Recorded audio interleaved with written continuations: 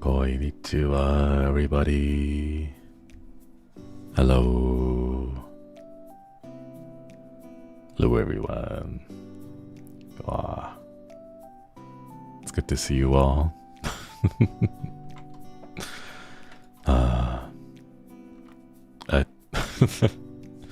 Thank you so much for all the gifted memberships and re-upping. It's been a while, hasn't it? How are we all doing? Okoiri, everybody. Dog, thank you so much for the Akasupa. Oh my goodness. Thank you. All these rats are sending you the lots of love. Oh, thank you. Do you prefer VR horror over non-VR? I don't really mind either. I like both horror generally. They're all good. Thank you so much for the Akasupa though. Hello everyone. Oh my goodness. Thank you so much for re-upping the membership. Okwedi. Thank you. Oh my gosh. It's so fast. Chat's moving so quickly now. Wait, let me just like settle down a little bit because I think the top of my head is getting cut off by the captions. Hello everyone. I'm exhausted. I'm tired. I've been waking up at like normal human hours-ish, I guess. But I don't know, it feels like I still like mentally and physically exhausted. Oh. Thank you for the super. Sorry about that. I had Tarkov in the background, so if you heard that noise, it's just Tarkov. I just had it in the background. I'm scared. Yeah, just some like random Russian guy like speaking. We've returned with loot. But yeah. Okoiri everyone. Okoiri. Thanks for re-upping the memberships. Thank you. Hope you're doing all right. I'm doing fine, I suppose. All things considered, I'll be okay. Umemi, thank you for the rainbow. Thank you for the rainbow. Thank you, thank you. Can we get some hearts in chat for Umemi in the rainbow super? Thank you, thank you. It's been like a week and a half. I hope everyone is doing well, taking care of themselves, staying hydrated, right? I hope. Sorry if my nose sounds a little stuffy. I should get some water. Oh no, I don't have any right now. And okoiri. Sorry, I'm gonna go pour myself some water real quick. Forgot. I've been distracted, so I hadn't had a chance to. Thank you for the super. Can you hear that? I don't know if you can hear that. It's that's all it is. I forgot to refill my pitcher. Church, thank you for the super. My surgery went well. Glad to hear that. Exciting, exciting. There's not a lot of water in the pitcher, so there really isn't much pouring sounds.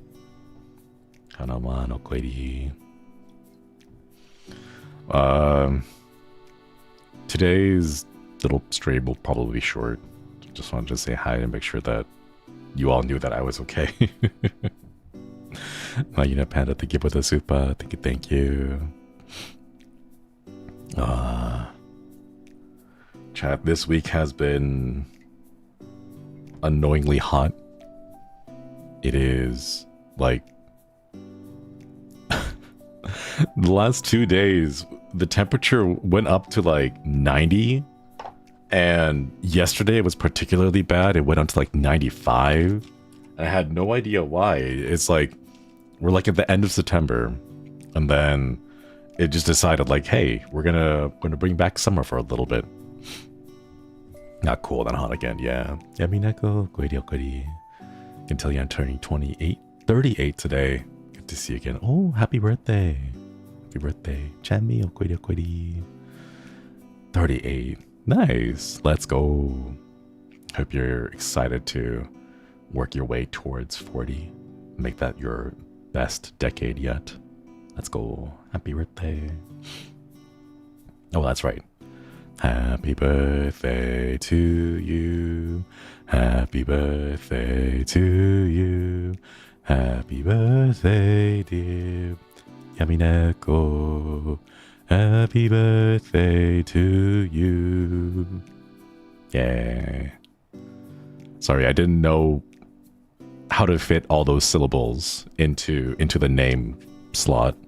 Sometimes if you have too many syllables, it's difficult to fit the thing in there.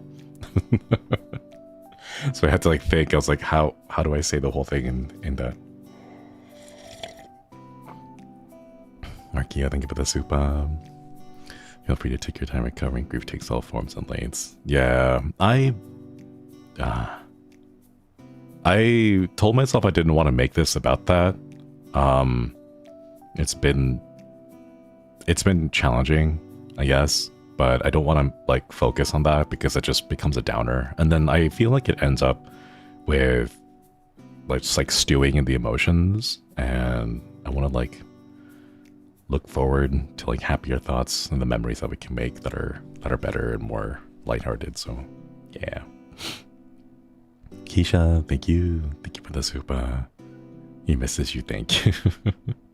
Jaffly, Okoiri, Goody, Rubber Ducky, thank you so much for the gifted. Thank you. Sorry, my nose still feels stuffy.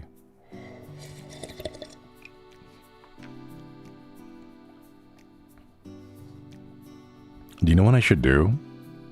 I think before I start stream, I should just eat a spoonful of wasabi. That'll clear out my sinuses. Spicy fried squid, Okoiri, thanks for the 1 month. I was scared of being perceived to say it, but been lurking since debut, and you've always been such a comforting person. Thank you. Love to hear that. Thank you. Okoiri, thanks for the membership. Doesn't it make it worse? No, wasabi is supposed to clear your sinuses, right? If you eat a whole bunch of it, it just a little bit, not a whole. I meant a teaspoon amount of wasabi. Actually, Is it possible to like gain like tolerance against wasabi? Sorry, I'm like moving my microphones. If you hear like funny noises, it's I'm just moving the mic. Because like when you eat sushi, there's like a small like what will be the right way to describe it? Not a dab, like a dollop. It's smaller than a nurdle. There's a specific word for it. Simi okoiri. Having lunch to have pork or chicken Japanese curry. I would go with chicken. Chicken's pretty good. Koda okoiri okoiri. Thanks for the membership. Nurdle. Yeah. So a nurdle is a descriptor used to explain the amount of toothpaste that you see on toothpaste commercials. So when you see like toothpaste commercials and they like squirt a little bit of toothpaste and it makes that little shape on the tip of the bristles, that is a nurdle. So it's like 2 peas worth of toothpaste. Wings of Hope, thank you for the yakasupa. Thank you. Finally got the Valentine's pillowcase. Now I can harass my partner every time he comes home. I'm glad to hear it. Thank you so much for the yakasupa. Thank you. And Church, thank you for the super. Since you got the Silent Hill HD collection, quick warning, the original source code was lost. The HD remake is buggy and has issues. Try to go with the OG voices and save often. Silent Hill 3 has less problems. Okay, that's good to know. That's good to know. Thank you. Yeah, there's like a lot of very specific words. Like, did you guys know that wug is a word? It's like a copyrighted, or no, it's a trademarked thing. So like some woman in Britain owns it, I think. And like it's a little squiggle that kind of looks like a bird, and she uses it in her books to help kids count. Wug, W-U-G. Yeah, it's like a little bird-shaped doodle. You're not allowed to copy it because like she has the trademark on it. But yeah, it's cute though. Sakto Bata, thank you for the 7 months. Faye, thank you for the 1 month. Love your streams because they're both soothing and educational. Oh, glad to hear that. Thank you. I feel that some of the educational part is a little cursed, but you guys are still around, so so I guess it works out, right? Memoriam. Yeah, I saw the Slay the Princess Pristine cut with like 50,000 more words and all voice acted. It seems really intense. But definitely check that out. I wonder if we can just get perms for the DLC without having to reapply. D-time. Okwedi. Vertree, thank you for the gifted. Thank you. Get some hearts in chat for the gifted. So you got Court of Thorn and Roses. Okay, so the reason why I got it, Vertree, thank you for the gifted again. Thank you. I have the book with me. I haven't read it yet. It's still here, like. Can you hear that? It's like a pretty thick book. That's a lot of pages. How many pages is it? It's like over 400 pages. The reason why I got it was because of memes. I know that there is smut in it, but that's not the main point. The main point I got it was because it's one of those books that are like so popular that I was like, I feel like I should at least be aware of it, like pay attention to it. Avipo, thank you for the gifted. Thank you. And Bold Impact. Okwedi, thank you for the 19 months. Starting to move my monitor. It's like way too high and it's like causing me to stare up. Are we doing a Menchie read along? I'm not sure if we can do a Menchie read along of that. You'd have to be careful. Please only purchase it if you can legally do so in your jurisdictions. Sacrificing yourself for the memes. Kind of. I mean, I just keep seeing it around and I'm like, you know, I have not read a book in a long time. It's been ages since I read a book. So I want to like pick one. And like the fact that it is memed on a whole bunch and that it like supposedly isn't the best, but it's just goofy. kind of makes me like, I can do this not seriously, you know? That's the best way to do it. Like, I can do it as a joke. Like, I can read it for the memes, and I think that's fine. Shiny Klefki, thank you for the gifted. Peter, thank you for the super. Glad I didn't read it when I was younger. I'm not sure when it came out. Like a year ago, maybe. Shiny Klefki, okwedi. Please, a better romanticy out there. Well, that's the thing. Like, if it's a really good book that's like critically acclaimed, I get intimidated by it, and then I don't want to read it. I've seen enough people clowning on A Court of Thorns and Roses that I'm like, I can read it as a joke, you know?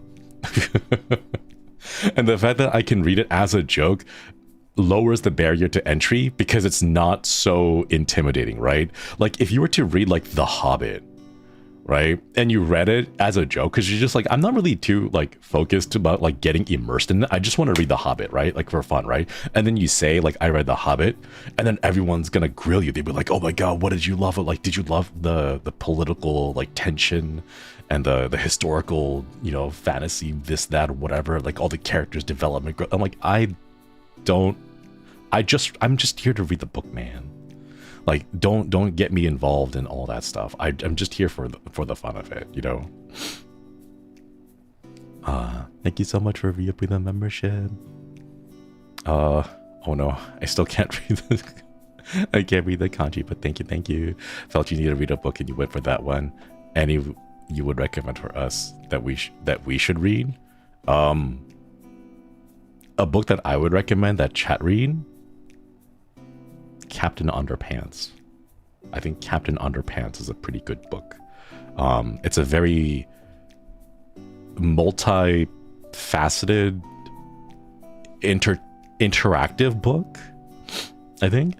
Peter, thank you for the super. Thank you. Okay, so like Captain Underpants is really cool because there's pages where there's a comic and it's like grab the corner of the page and flip the page back and forth rapidly, and it shows like a little animation in there, you know? So like you can see little animations, or like it'll be like, okay, fold the pages here so that these line up, and then it shows you like some really cool picture, or like it shows you like an interactive thing, you know?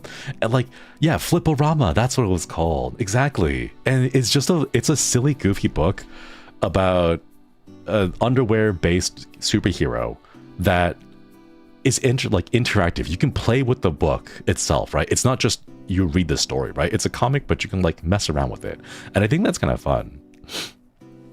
I would have read the page. You have to be careful with it. Yeah, you have to be careful. Don't go too like vigorously. But like, I don't know, just like the whole thing, I remember it being silly.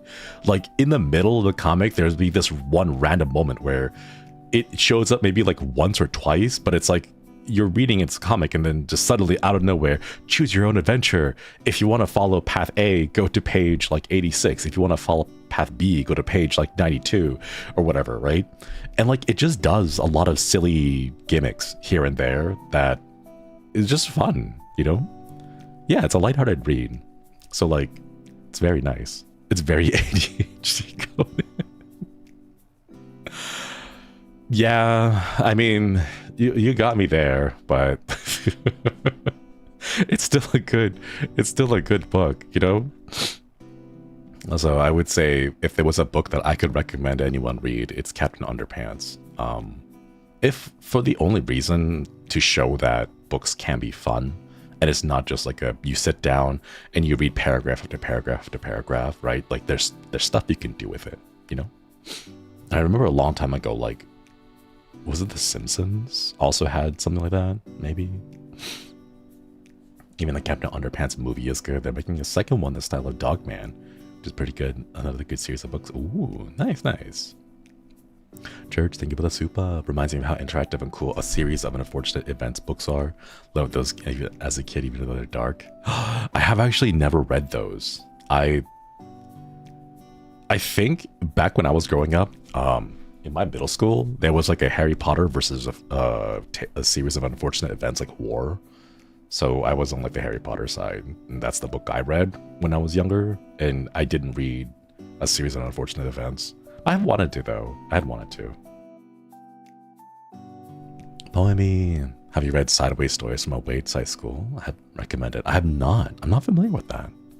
Thank you for re-upping the membership. And Foggy. Okwedi. If you want like an actual book, the one that I would always recommend is like the Phantom Tollbooth. I really like the Phantom Tollbooth because I read it when I was learning English. There's a lot of fun wordplay. There's a lot of fun puns in there. There's a lot of difficult words that they explain through a scenario. So like, you know, they'll tell you about like, oh, look, you're now entering the doldrums. And you'd be like, what does doldrums mean, right? But then they describe it like, oh, your ship loses the sails and there's no wind to carry you around anymore. And like, it describes the world of the words. And it's a really nice way to like learn like English. There's also a lot of puns, and the puns are always fun too. Shaylee, thank you for the soup. Making banana bread right now. Please take some as a welcome back present as soon as it's done. Thank you. Gotta make sure that it cools and sets a little bit though. Can't dig into it right away or else you're gonna burn your tongue. That's the worst part when you have like really fresh food. Like fresh and like well cooked. And then you bite into it too early and then you end up burning your tongue or burn the roof of your mouth. And then you can't taste anything anymore. Because after you burn your tongue, it goes a little numb. And then you can't taste the flavor. So like you gotta be very careful. You gotta be patient. Peter, thank you for that soup. Classic books of the 2000s. Junie P. Jones, Magic Treehouse, Goosebumps. Love the book fairs back then. Good times, good times. The Scholastic book fairs were absolutely my jam. I really like those. I remember buying SimCity 2000 back in like 1998 at a Scholastic book fair. And it was supposed to be like, oh, we can build the city of the future. And then the only thing I remember doing it is like causing natural disasters and then destroying the cities. That's all I did. Ipisu, Okoidi, serve you up with the membership.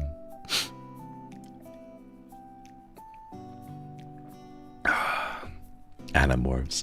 Animorphs is dark. Animorphs was fun back when I was a kid, but I like looking back at it now, it's pretty dark. Malin, thank you for the super coffee with extra sparkles. Thank you for the sparkles. Thank you.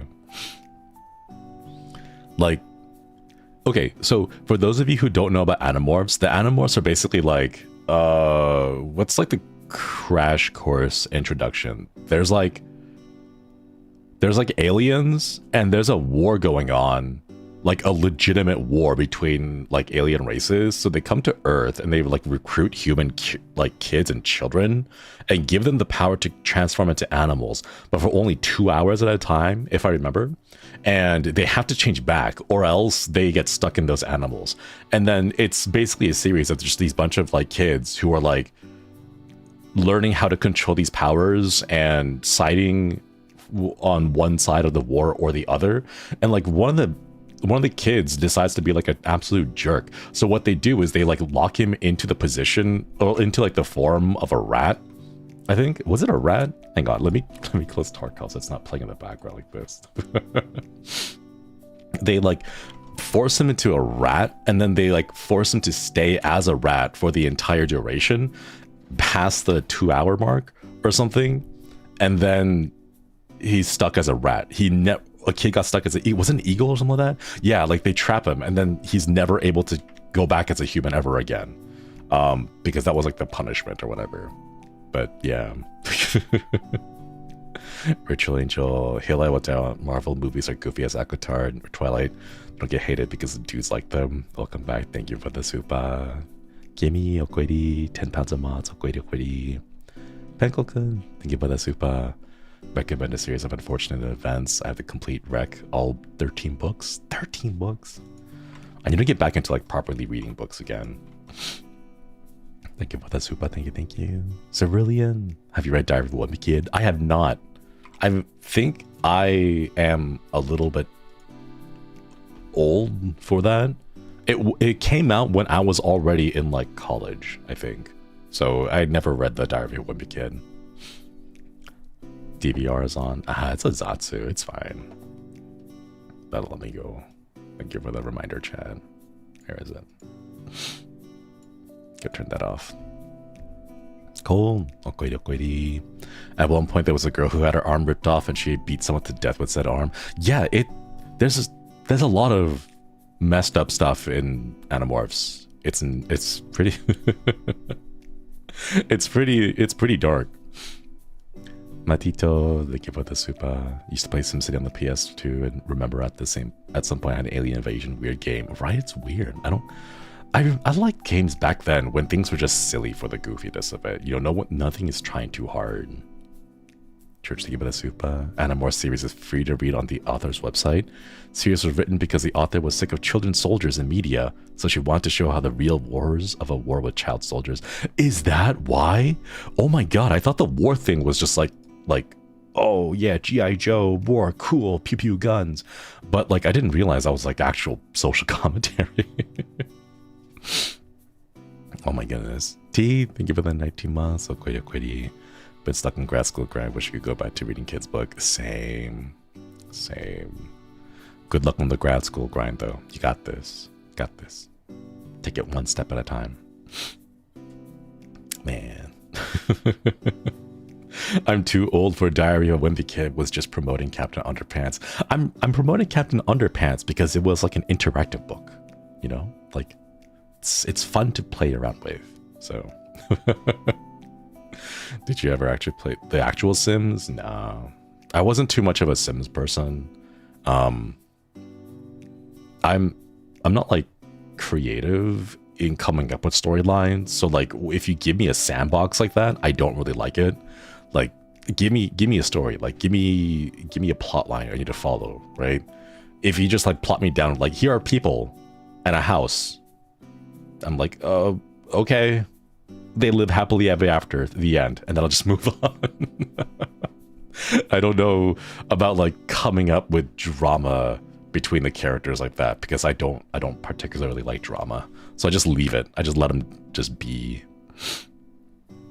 Kitty cat in the bed, thank you for the 2 months. Okwedi. Arya, thank you for the 1 month. Okwedi. Wings of Hope, thank you for the super. Church, thank you for the super. Underland Chronicles, kid becomes hero, witnesses horrible crimes, and the series ends bittersweet because he's 13 with PTSD. How many years does the book span if he ends at 13 with PTSD? Oh my god, like is he 10? Is it like Ash Ketchum goes off on a Pokemon adventure and for like the next 10 years he's just committing animal cruelty and animal violence? And then like he ends the series still 10 years old because all of that somehow fits. Pajamas, thank you for the super. She's like an activist in a few fields, including trans rights. I believe one of her children is trans as well, and she wrote more books for issues. Nice. Yeah, it's good to see that. It's really interesting to see how people would like address social issues in just media in general. Like books, like Chilla's art games. A good chunk of Chilla's art games are like commentary about like Japanese life. Like the one about what was it? Night Shift? Was it Night Shift? The one where like workers are overworked and like all the people you see, it's like 2-3 a.m. in the morning, but they're still at the office because work culture and things like that. Didn't Ash Ketchum actually get to 12 years at least? Maybe? I don't know. Did he ever grow up? The coffee one? Yeah, the coffee one too. Just like stalkers in general and like how they'll just like, at first it doesn't seem bad, but then they'll like escalate it if you don't give them attention and like crazy stuff. Yeah, the delivery one too. No, he's but not the pro tag of the anime anymore. I've heard something like that. I forgot what it was. Ash Ketchum is like graduating. Well, I'm using the word graduating, but I don't mean like graduating from like college or whatever. But he's like, his chapter is now over, and now it's someone else's chapter to like carry on the story or something like that. Sorry, I probably shouldn't have used that word to describe what Ash Ketchum is doing. He's still around, you know, he's still doing the Pokemon thing. Bubby at the Mountain, thank you for the super. This book called House of Leaves has certain editions of the books you read upside down, reverse, and in spirals. I saw that. I've seen bits and pieces of it. Like each of the pages have like crazy different ways you read them and stuff. It's kind of cool. Ash is a secret VTuber. Why does it feel like when Steve left Blue's Clues? No. You should play Bathhouse Remake. Highly recommend. I've actually not played the original. Is it worth playing the remake? Or should I play the original and the remake? Or original first and then the remake? Or should I play just the remake? I'm not sure. The original is not worth playing. Play the remake only.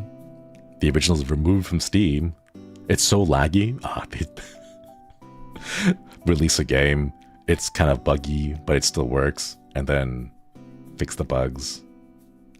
Call it a remake. I've not played Karaoke, Bathhouse, the radio station one. I haven't played the radio station one because I thought it would be difficult to convey the horror of it when a lot of the horror is expressed through stories, I believe. Is that what it was? Karaoke is super heavy. Massive bummer. Radio station seemed pretty good. I feel that the difficulty of the radio station is not in the game, but it's like a driving simulator where you drive from place to place and then you listen to a scary tape and then something spooky happens.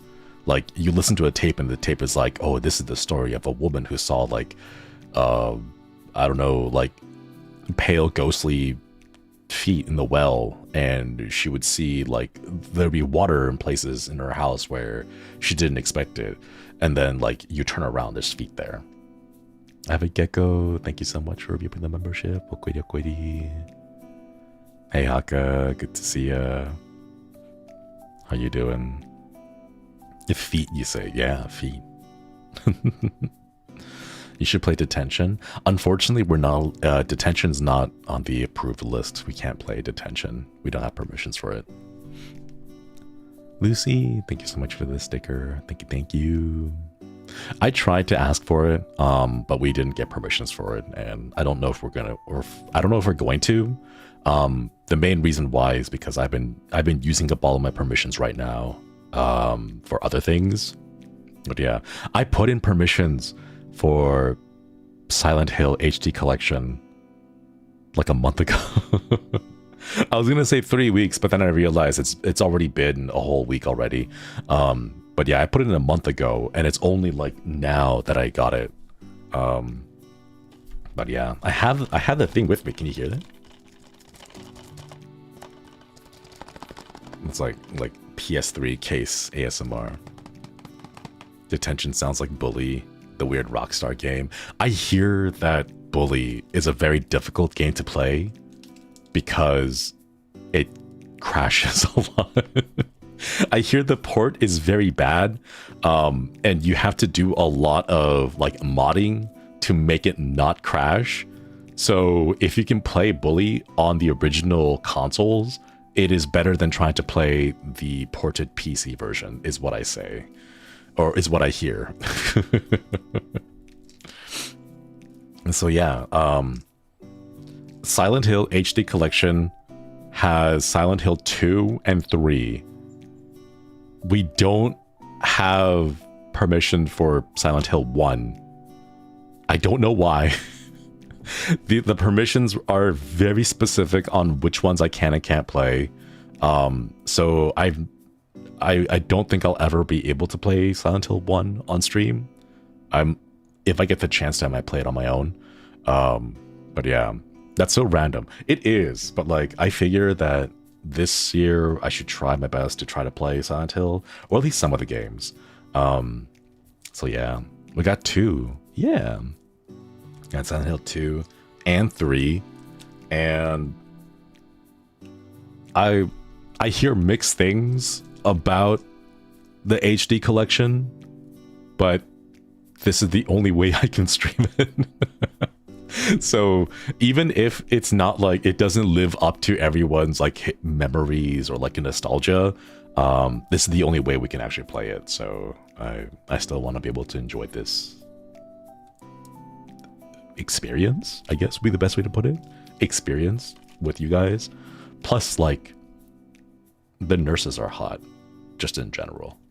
There's like a really cool creature in the game. It's like 2 pairs of legs stuck on top of each other. They're like stitched at the hips, and it looks really creepy. Like that kind of stuff. It's like, is that body horror? I'm not sure if that's body horror though. Is it body horror? Wait, would it count as body horror if it's like not your body? Because body horror would be like you like, yeah, technically, I guess, maybe it is body horror. That the whole game was body horror. I read, because Silent Hill has been such a big thing, I read that like each of the character, or no, not the character, each of the enemies or monsters in the game are supposed to represent some part of the main character's psyche. And like the things that the way that they move, the way that they look, the way that they're designed are supposed to be reflective of the character's fears, insecurities, the things that like worry them or scare them, things like that. So it's really cool. The pyramid head. What does the pyramid head represent? Like, I don't know. He's just hot. But like, I think like one of the big things that I noticed is that they don't have faces. Is like something. It's a spoiler. It's a spoiler. That's for you to discover. Oh. Then what do the nurses represent? Oh yeah, thank you for that super. If you're able to try it, The Hex is an amazing love letter and critique of all games and gaming history. Ooh. I am not familiar with that. You may, if you can leave a comment down below and remind me, I'll try to find it. Church, thank you for the super. Silent Hill 1 is hard to get because it only came out for PS1. Silent Hill 3 is a direct sequel to it, and the Silent Hill 1 novel you can read for the lore that's free and accurate. I can post a link on Twitter for you. I would appreciate that. That'd be a spoiler too? Is everything a spoiler? Are all the monsters themselves spoilers? That's kind of cool. Like, they are a spoiler, but because they're just monsters, they're like showcased front and center on the game. That's kind of cool. The leg monsters inspired by art of Francis Bacon and Hans Belmer. They said don't Google Hans Belmer because it's entirely based around mannequins. It's always mannequins, isn't it? Hospitals can be scary for some, true. Nurses are only hot in Silent Hill 2 because of James. Ah. I guess we'll learn more about it and find out. All the monsters area plot is spoilers. The game is spoilers. The entire thing, even the cover of the game, the CD case itself is spoilers. There's this like, I don't know how to, okay, so the cover is this woman who is looking over to the left side. It's kind of green. It says Silent Hill 2 on it. That's all spoilers. It's just oops, all spoilers, right? The character that's portrayed, the main character on Silent Hill 3's cover, is also a spoiler. It's a spoiler for the main character. Now you know who the main character is. If you got spoiled just now, too bad. That's like Legend of Zelda is a spoiler because you actually play as Link and Zelda shows up later and you're like, oh snap, it should have been called Legend of Link. And then you're like, oh, wait a minute, there is a character named Zelda in this game. No, I've been spoiled by the title. Spoiler, the hills are silent. Okay, I'm gonna open the bag right now, or open the case. Crow, the give with a super. Spoiler-free shorts Hukuro is one. Ooh. Spoiler-free shorts of what? What is it not spoiling? I know that's a very weird question to ask, but out of context, I'm not sure what it's not supposed to be spoiling. Any players, thank you for the super. Congrats on the PS3. It's the original bulky version that can play PS1 and PS2. The one that I have is not backwards compatible, sadly. The one that is backwards compatible cost, how much was it? $570. And I was like, I might as well just get a PS5 at that price. But yeah, apparently there's like different versions of PS3s. There's one version of a PS3 which is not backwards compatible. It can only play PS3 games. And then there's like the limited edition version of it that is backwards compatible with 1 and 2, but the backwards compatible one is a lot more valuable for collectors. So it's a lot more expensive. The OG is backwards compatible, none of the others are. Yeah. So I just bought a used PS3 that was like $120 instead of the backwards compatible one. Because I don't know how many perms we can get in the end for the PlayStation. The slim one. The fat one is backwards compatible, but only for the first one. Only the first years played. Why? I feel like backwards compatibility is a good thing to have for most consoles, because if it's not backwards compatible, it's just an admission of like greed, corporate profits, things like that. Chucky, thank you so much for the 13 months. Quite out of the topic that we check out Until Then and Fears to Fathom.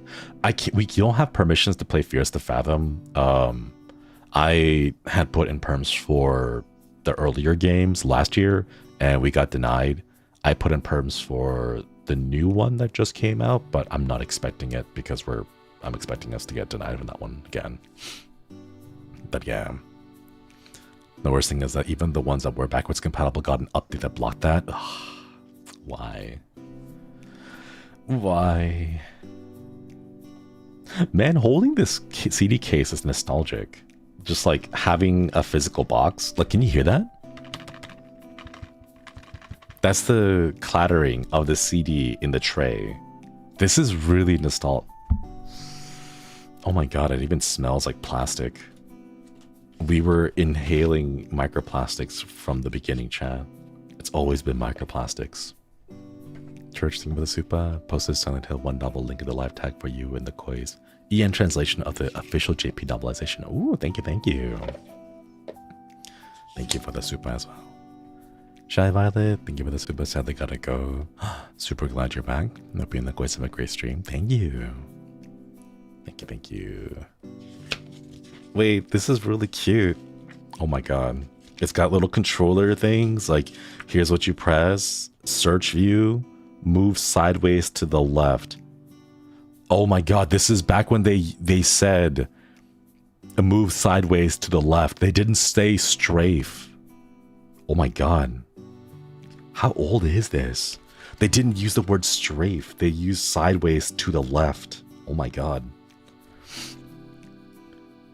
You know, it's like a thing. Like, there are people out there who can date like globes. There's this guy who goes around, is like, if you have a picture of a globe, show it to me and I can tell you when it was made, or like at least narrow it down to like a several month like window, because like the way that different countries call themselves, or whether or not certain places and like lined in divisions are present or not present, you know, like they can date things. So like when you see a controller instruction booklet that says move sideways to the left, it's a time before strafing was like commonplace in video games. He sniffed the microplastics. Yeah. It actually smells really bad. It does just smell like plastic. Oh my god. If this was like sealed properly, I am inhaling fumes from... Wait, when did this game come out? I'm inhaling fumes from I don't know. There's no date on it. There's no date. Gui, thank you for the Akasupa. It's a time of year again when I spoil you because I completed another trip around the sun. On the 20th, 30 season 9, let's go. So I'd like to take the time. I'd like to take the time to give you this rainbow because I feel you could use a little color. Thank you. Oh my goodness. Gui, thank you. Thank you for the rainbow. Can we get some hearts in chat for Gui and the rainbow super? Happy birthday to you. Happy birthday to you. Happy birthday, dear Gui. Happy birthday to you. Woo, thank you, thank you. Happy birthday, Gui. Thank you so much for the rainbow. I'll be coming up on that soon as myself as well. Thank you, thank you. Oh, I found it. It's on the CD. Copyright 2011. 11? Copyright 2011. Konami Digital Entertainment. This thing is 13 years old. Sorry. It's older. It's more than 13 years old because the copyright they listed out for a couple of years in advance. So it's like at least 14 years old now. Yeah, vintage microplastics. Thank you for this. The rainbow super. Thank you. It's a teenager. Yeah. It's older than someone in this chat. That's kind of cool. It's kind of cool. It's a weird thought, chat. It's a weird thought. Okay, you've done so many things this year. Year 2, Japan, Indonesia. You've done a lot for us. So it's only natural to return the favor. Such an amazing person. Happy another year to the best ghost-loving, extraordinary, smart, talented, quirky VTuber ever. Thank you. Thank you, Gui. Okui. Thanks for re-upping the membership. 2011 was 4 to 5 years ago, right? Yeah. When you guys think about retro consoles are like the Atari, right? Or like maybe as far as like the NES. That's what you guys mean by retro, right? Like arcade cabinets retro. But oh my god, it's the Xbox 360 is retro now. The PlayStation 3 is retro. I guess this would technically be considered retro. It's been like a decade now. Yeah, PS2 has been retro. Okay, here's the thing. If indie developers are making games and advertising it as retro PlayStation 2 era graphics, then you know it's retro, okay? Retro GameCube graphics, you know it is retro, okay? When there are indie devs out there making games saying that, okay? Like, relive your childhood with amazing graphics simulated to look like the year 2010. Oh man. The PS2 is not retro. It is, sadly. It is. Nowadays, if it doesn't have microtransactions, it's like retro. Yeah, PS2 is retro. I think PS3 is like in the transitional point of becoming retro. But like, I don't know. Rainy Shrimpy Yokoidi, thanks for reaping the membership. Okay, but here's the thing, chat. Here's the thing. I don't believe retro as a definition for aesthetics. Specifically aesthetics, okay? Not the games themselves or the gameplay, but specifically the aesthetics. I don't think it'll change.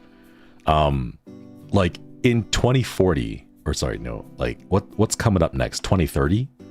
In 2030, the PlayStation 3 will be considered fully retro, but the graphics of PlayStation 3 will not be treated as retro, you know? The console itself, the games themselves are retro games, but the aesthetics that you'll see won't really be considered retro because we've hit that point where like graphical fidelity has kind of capped out. Like it doesn't get worse or better. It's just kind of been the same for like the last 10 years because there really is nowhere else to go, you know? So I think when people talk about retro, we're gonna have to start separating out retro aesthetics, which are like polygons and the crunchiness, like scan lines and things like that, versus actual retro, like time-wise. And I'm pretty sure we're gonna start seeing some confusion between those two as the years go on. Anya, am I retro? Had to be retroing to all retroians. Okwedi, thank you for re-upping that membership. Petra, Okwedi, thank you for the 15 months. So my PS1 with the handful of pirated games still works because I don't have a TV and I don't know how to set it up my PC or time to play it. I think I was looking this up a little bit because I wanted to try playing some GameCube games, which sadly I have not been able to get perms for. There's a lot of cables that will work. Analog to digital cables, there's quite a few of those. And converting from analog signals to HDMI, at the very least, is fairly easy for almost every console out there. So if you'd like to try those, you can grab yourself a capture card and then plug your consoles into those. Yeah. Random one, 19 months. Okay. Fun fact, the first ever game to have microtransactions in the mainstream Western world was Elder Scrolls 4 Oblivion in 2006. What kind of microtransactions were they? Ooh. Ghosh, thank you for the 4 months. Looking back, hope you have a great day. Thank you. Okwedi. Queen, thank you. Oh my goodness, thank you for the Akasupa bonus, Aka, because I'm so excited that you'll be playing my favorite game ever, Silent Hill 2. Lore is crazy deep. I'm excited for you to explore it. Would definitely recommend that you play with the OG voices if possible. The remake doesn't hit the same. This is like now the fourth time everyone has said play the OG voices, so we'll stick with that. We'll do the OG voices. Yuri Hikari, thank you for the magenta. Thank you. Hope you're holding up okay. Koi Pani has missed you a lot and I give them all pants. Do you have a favorite Sanrio character? Favorite Sanrio character? I think right now it's influenced because when I was in Japan, I just saw a lot of Kuromi, like merch, and she seemed pretty badass. So I was like, yeah, Kuromi. Thank you for the super. Thank you. Oh, it was the horse armor, the infamous horse armor. Oh my god. Oh my god. You know, chat, that was a canon event. That was a canon event. From that point on, we ended up falling down this timeline. There was another timeline when gamers saw that and then universally said, no, we don't want that, and rejected it. And then in that second timeline that we never got a chance to see, microtransactions did not take off. They didn't become a thing. Okay. However, in this timeline, we got the microtransactions. That's what happened. Semi Enigma, Okwedi, hope you're doing well today. Missed you. I missed you guys too. It's nice to be back.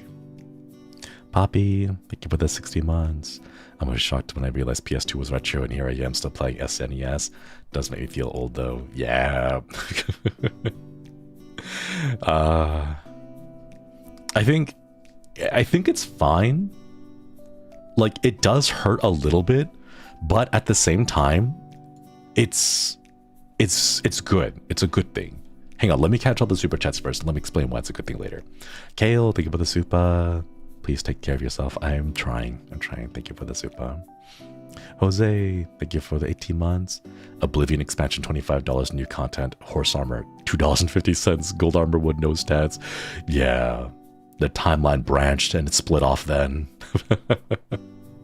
Comfy Dreamer, thank you for the 19 months. You know, Kuromi has an original song called Greedy Greedy. If you're gonna share that piece of Kuromi lore. Oh, I wasn't familiar. I don't really follow some of your characters that much. I used to have a cinnamon roll plushie, but that was like a long time ago. But I just like them because they're cute. Wait, sorry, give me a minute. Okay, going back, let me explain why, even though games that we play or games that we had played in the past are retro now, even though it is painful, I still think it's a good thing because we all have a backlog in our mind. Yes, it's a little bit, you know, rose-colored glasses. It's a little bit nostalgia tinted, but we have this entire history, this past of all these games that kids nowadays have never tried. So for me, like, I can be all like, hey, have you ever played Lost Kingdoms 2 with a GameCube? And then most of the kids nowadays will be like, I don't even know what a GameCube is, right? And I'd be like, oh man, you are in for a treat. And then, like, of course, we'll have to figure out ways to get them a GameCube. And then Lost Kingdoms 2. But like when they play it, they'll be like, oh, wow, this is so cool. I didn't even know they had games like this back then. You know, like you get to share your favorite old games to kids nowadays. And like all the kids are like, there aren't any good games. It's all Call of Duty. It's all Madden. It's all like this, right? Like, oh man, let me tell you, let me introduce you to the world of GameCube games. Let me introduce you to the world of like N64 games, right? Like if you don't like what the mainstream game devs are putting out right now, like, I don't know, let's just call for an example, the world's first quadruple A title game, that didn't do very well. And you're like, this does not seem good quality for a quadruple A title game, right? You can be like, well, there's a lot of games that have been out a long time ago that are older, but are still solid games, you know? And then you get to show them, you can be like, hey, check this out. This is like a game that I really loved back in the old days, you know? Speaks. Thank you for the 17 months. I still have my chunky PS2 and it works glorious. Let's go. Like, oh my God. The cutscenes in Final Fantasy X, like that was an iconic moment for me. When I played Final Fantasy X and like Blitzball, oh my God. I was like super, I just like fell in love with Blitzball, you know? Like, oh my God, that was so much fun. And like, it still holds up. At least I think it still holds up, you know? But like, you know, it's so good. Final Fantasy X was beautiful. Yeah, it was really good. Iris, thank you for the 7 months. I miss you so much. If the kids ask me to play retro games, I say Avalon Code the DS. I still have my DS in game. I still have a couple of my old consoles, but a lot of the cables are gone. I can always get some new ones though.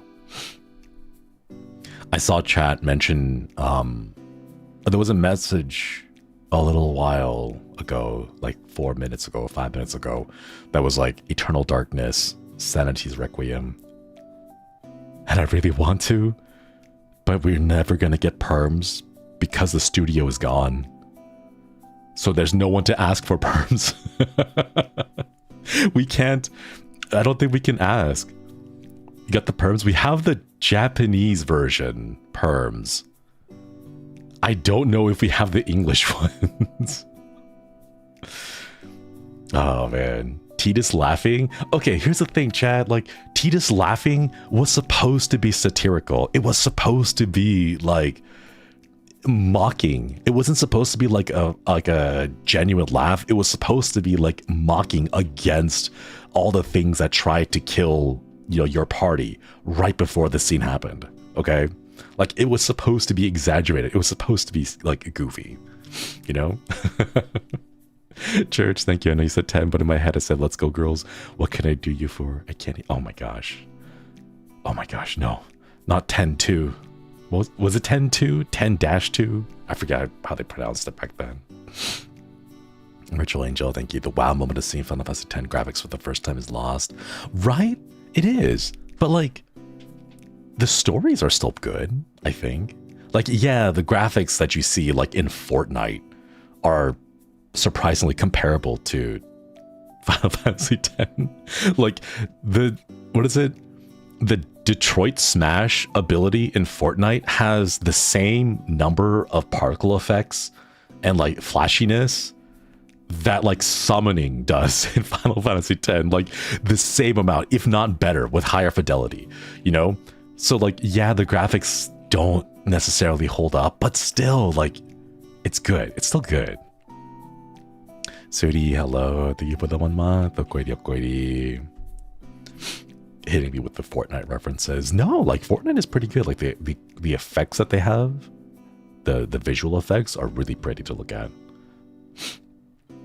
This combo reminds me of watching Kingdom Hearts as a child. Mine was blown, and then my heart was broken. I hate to say it, but I lost interest in Kingdom Hearts after Kingdom Hearts 2. And the reason why I lost interest in Kingdom Hearts 2 is because it was the first time a game got, like, disassembled, deconstructed right in front of my eyes as I played it, right? Because Kingdom Hearts 1 was fantastic, right? Kingdom Hearts 2 was press triangle to win. Any single thing, every single enemy, every single boss, like, it doesn't matter what you had, all you need to do is just spam the attack button and then wait for the triangle to show up, and then you press triangle, and then Sora does a really cool, like, flashing move. And it's like, the game doesn't trust you to be good enough to play it, so instead it makes you press triangle so it can play a cutscene for you. And I'm like, I don't want that. You know, like, I'm just gonna watch a movie if that's what I want. Like, if that's what you're gonna show me, like, I'll just watch a movie. So the press triangle to win was just like, I didn't like that. Miranda, thank you for the 19 months. Okoidi. Arnulfo, thank you for the super. If I may recommend a game for PS2 owner, SpongeBob SquarePants, the movie tie-in game was great. Still works. Ooh. Is it the one with David Hasselhoff? That's, like, the only one that I remember. And, like, the mermaid princess and King Neptune or something like that. HDTQW. Okoidi. Thanks for viewing the membership. Pharaoh. Thank you. Okoidi. Thanks for viewing the membership as well. Thank you. Kingdom Hearts takes time to do so too. Yeah, I mean, like, but the thing is, back then, we really had nothing but time, you know? Like, when Final Fantasy X came out, the number of games that you could play was pretty limited. There were, like, maybe 40 other games that you could do. It's either, like, you play one out of the 40 total games available, or you watch TV and you watch maybe the 7 channels, right? And 7's including National Geographic and the Food Network channel.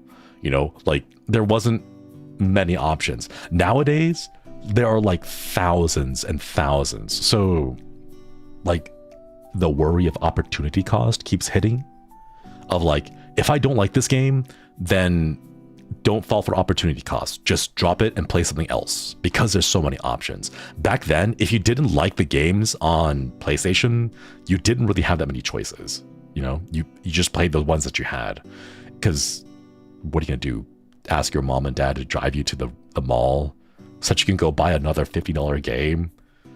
Like, that wasn't gonna happen, so you had to kind of make do. So, like, if you played Kingdom Hearts, right, you could sit down and play all 40 hours of Kingdom Hearts over the course of a month and be completely content, you know? I miss being bored with nothing to do.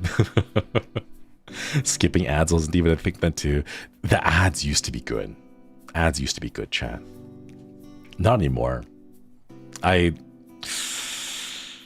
see a few ads that are kind of there, but they're not good ads. I miss infomercials. Yeah, I miss infomercials too. I think infomercials were the original rage bait. Like 100%. They were the original rage bait. I still remember this one commercial with this guy. He's sitting down. He's like your stereotypical, like a white American, like, dad character, right? He's sitting down on a couch, and then he, like, reaches over, like, he's sitting on a couch. On one of the couch's arms is a big, like, bowl of popcorn. And then what he does is, instead of reaching over with his right hand, he, like, intentionally shoves his left hand through the bowl, knocks all the popcorn to the ground, and then pretends like, oh no, I just did, like, oh my goodness, this is so terrible, right? Like, that kind of stuff, like, I'm pretty sure. Or, like, oh my god, there's this one thing, it's for, like, an egg cracker. Like the person's trying to make an egg, like an omelet or whatever, right? And they would grab the egg and they would just shove it into the pan, and then it would just be like broken. There'd be shards, like eggshells everywhere, right? And it's like, no one does that. You tap the egg against the edge of a bowl or a cup or like the edge of the pan, right? And then you lightly crack it, right? But no, they grab it and then just like whole hand, palm against the egg, shove it against the pan, and then they just like, you know, just cause a huge mess. And it's like, man, you're doing it wrong. You don't need to buy the product. You're just not, it's a skill issue, you know? Over the top messes, yeah. The black and white filter when people fail at being human. Those are the best things. And like the giant like X sign that would appear, like just like the most ridiculous fails to sell products no one needs. Exactly. People be like, how do blankets work, right? Oh my god. I think was it the Snuggie? It was like a onesie, but with a hood or something, or I forget. It looked like a burrito. I forget what it is. But there were so many commercials that were just so bad. If you rewatch them now, they're just like, ooh, oh man. They knew how to do rage bait correctly.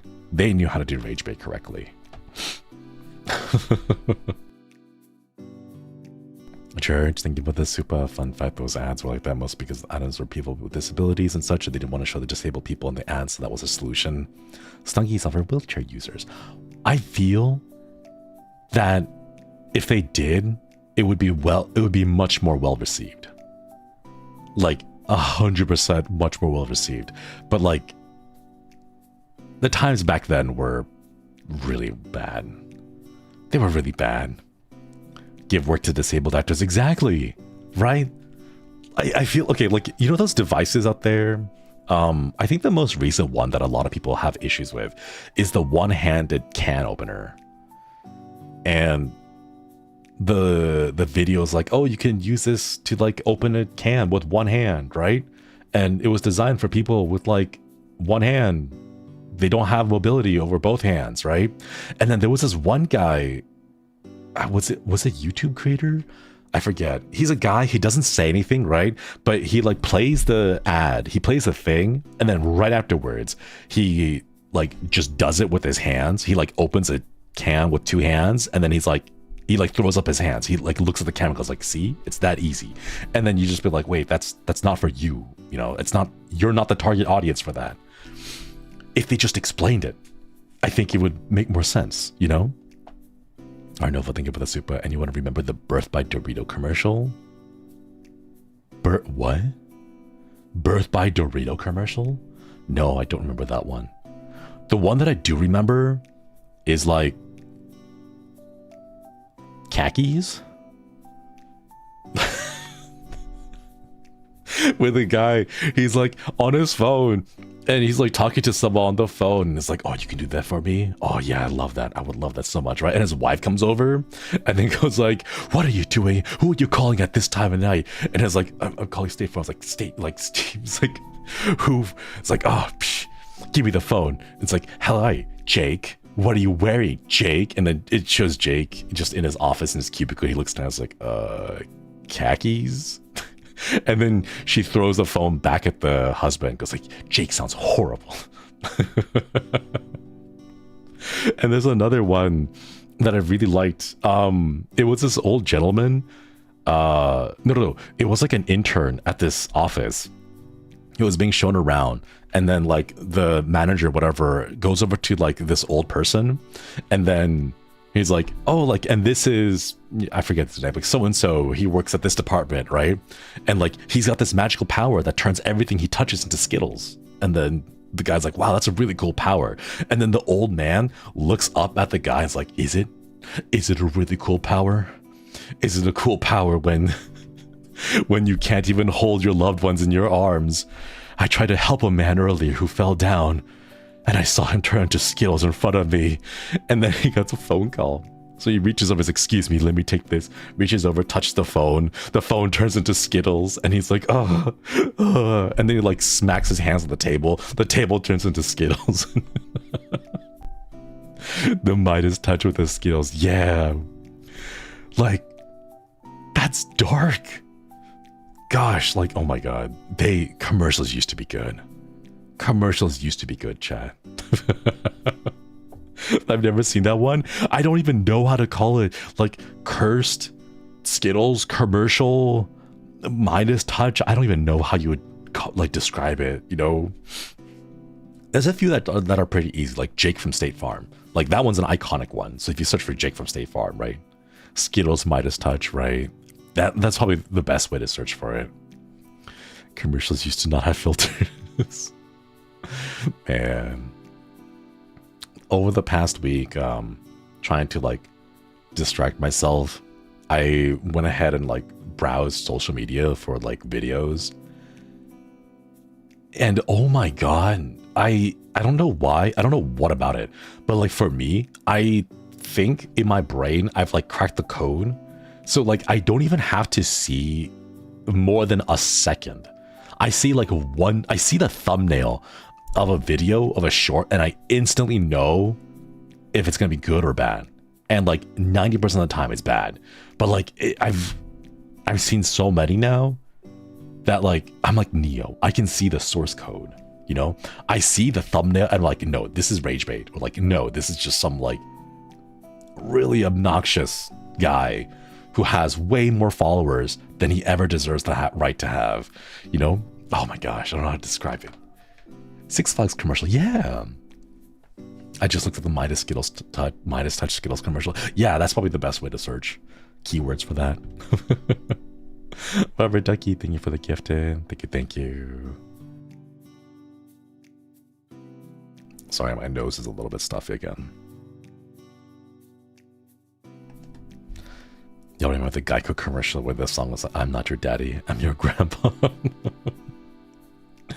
I'm able to predict with a very high accuracy whether the food manufacturing short will have the Morino Chisana restaurant as the BGM. Oh, yeah. Hello, Shinri. Hello, Panboy. Hello. Ginger Snaps, thank you for the gifted. Thank you. Swoops commercial. Oh my god, Swoops. Oh my god, wait. Was the Swoops commercial? Oh my god. Gimster, and thank you for the super. Welcome back, Shinri. Got an orange kitten for my sister, and its name is Pumpkin. Oh, currently the Hellion stage. Now that you're back, you usually do 3 streams that are 48 hours straight. We got the 7 days to die server reset, so I might do a few of that. We'll see. Thank you for the super. Thank you. Wait, was it Dove or was it Swoops? Or was it both? I remember there was a commercial that was like soft liquid, like milk. And I think it was like a Dove commercial, like, oh, if you use our soap, it's gonna make your skin as soft as milk or whatever. And I'm like, milk isn't soft, right? I wouldn't describe a liquid as soft or something like that. And then there was like Dove chocolate. They made chocolate for a time. Wait, am I losing it? Or did Dove actually make chocolate for a time? Tara Milk Tea, thank you for the gifted memberships. Thank you. Can we get some hearts in chat for the gifted? They did. They do. Do they still do? They're different companies. Oh, okay. I have like, oh man, my memory is kind of fuzzy. Every now and then I'll get like a, hey, nostalgia, like commercials that you forgot about. Dove chocolate and Dove soap are 2 different companies. They're different companies. Oh my god. Today I learned. For the longest time I thought Dove was the same thing. I was like, because in my mind, this is what I thought when I was growing up, but I saw the 2, right? In my mind, I was like, well, they make soap, which kind of has like the crunchiness of chocolate. Like, okay, I need to give you context. I have to give you context. Okay, the context is this.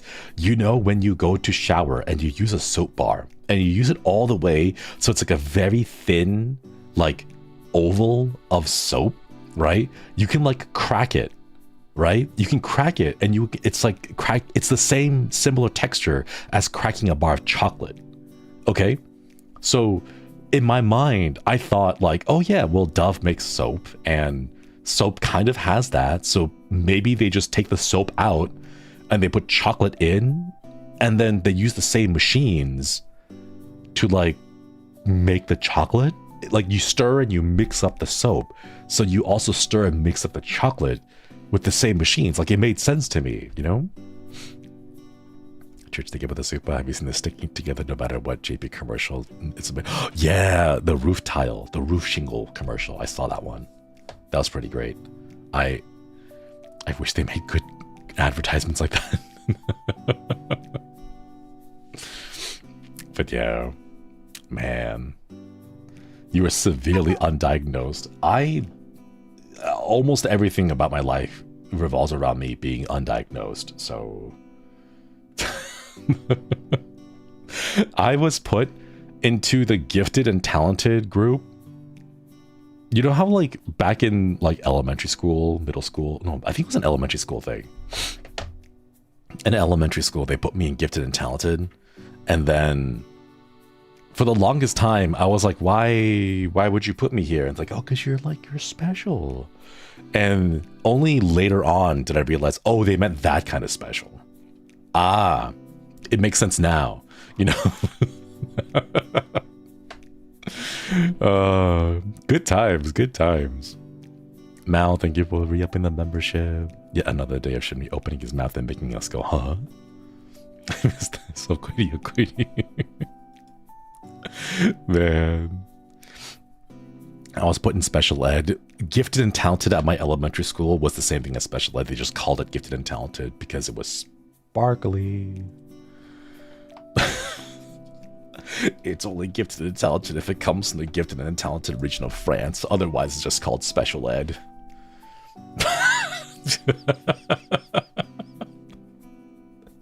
Oh my god.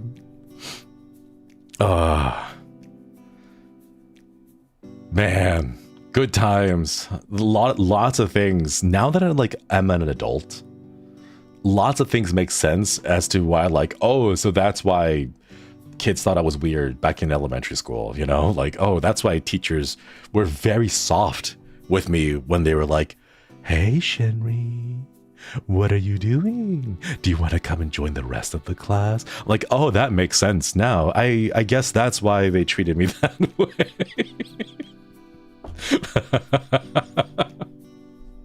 Did anyone else have teachers who were like exceptionally soft and gentle with you guys? And like, now you guys know. Now you guys know. It's like, hey, little guy, what are you doing there? You should stop eating rocks and come join the rest of the class.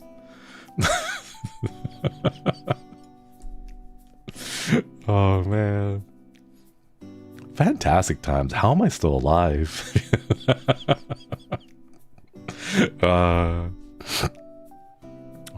Most of my elementary school teachers were really mean to me for some reason. No, that's terrible.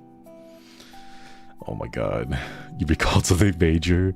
I'm just unlocking some core memories for a lot of people right now. Did you have teachers who called you champs? Like, hey, champ, what you got there? How about you put the snail down and come back here?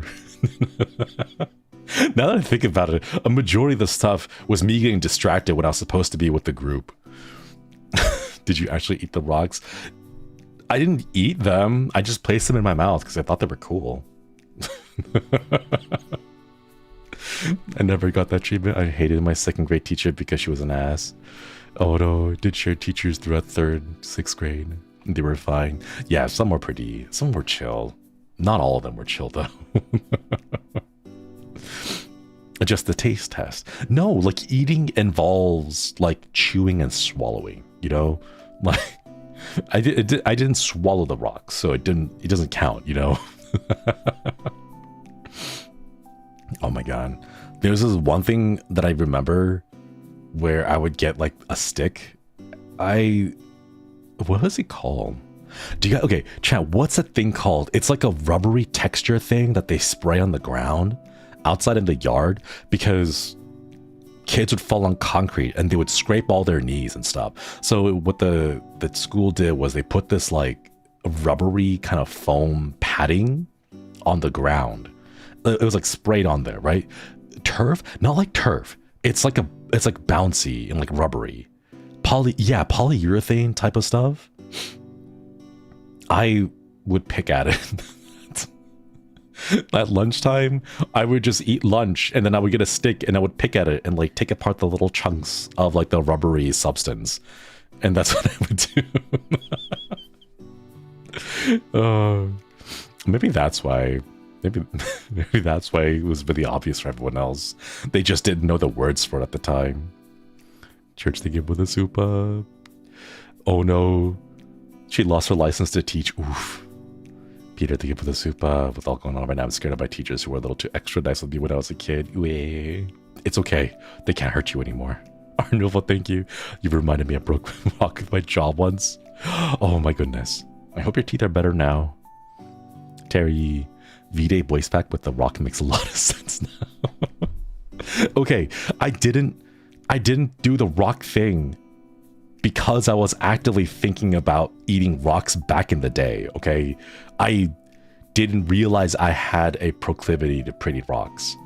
It's just a thing that has been there all the time, okay? Like, I didn't script it out thinking to myself, hey, this one time I ate rocks in elementary school. Let me do a V-Day voice pack about that. It wasn't an active decision, you know? Yeah, that would be really romantic for a Valentine's Day voice pack. The memory of me eating rocks.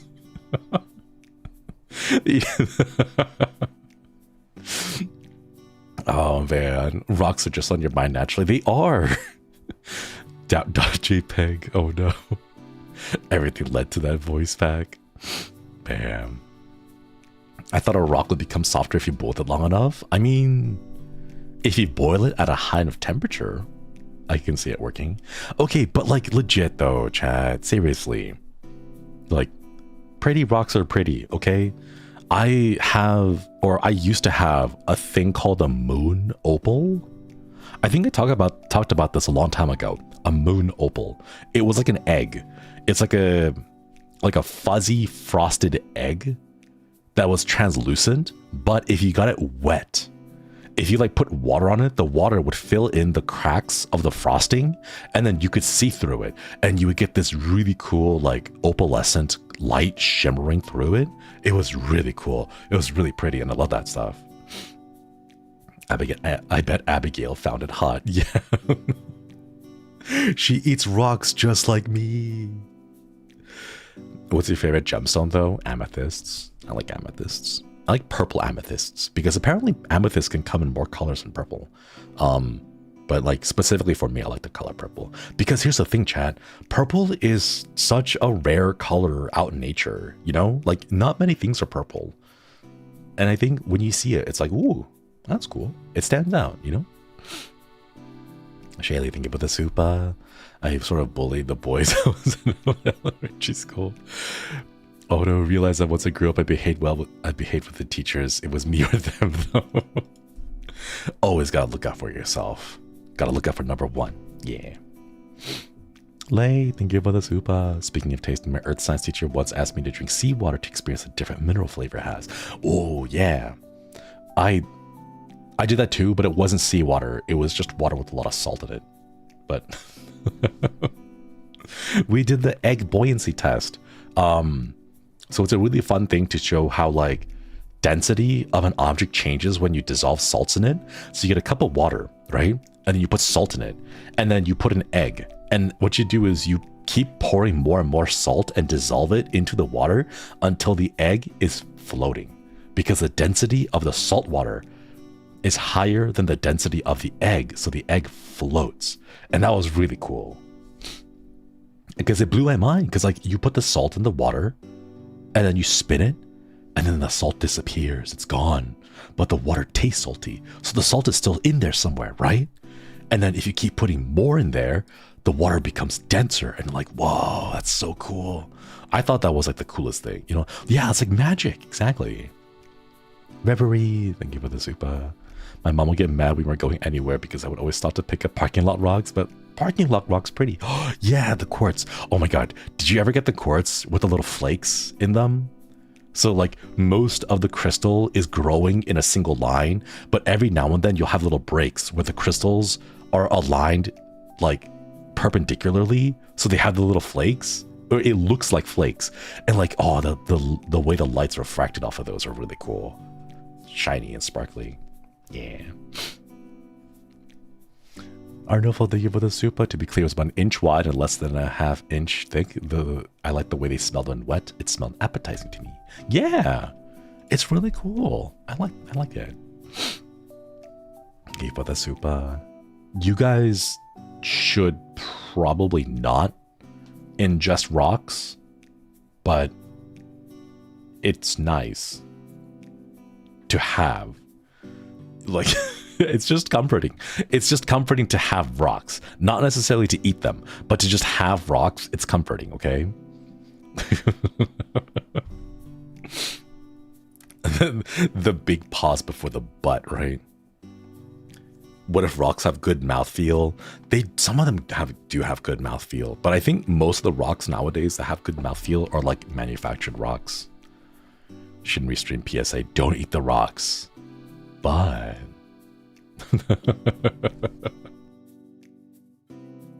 no, like I think, hang on, let me Google that real quick.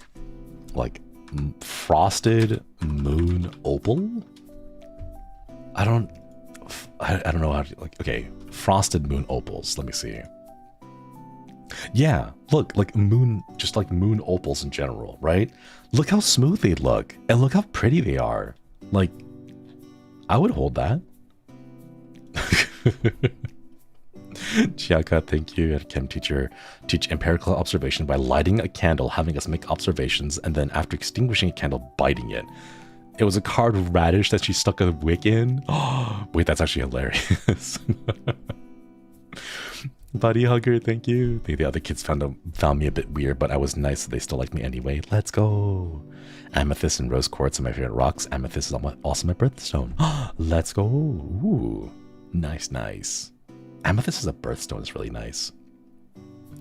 Wings of Hope, thank you for the super. Shinri prefers organic rocks. I want it. Okay, I don't want it. I fancy this. All right.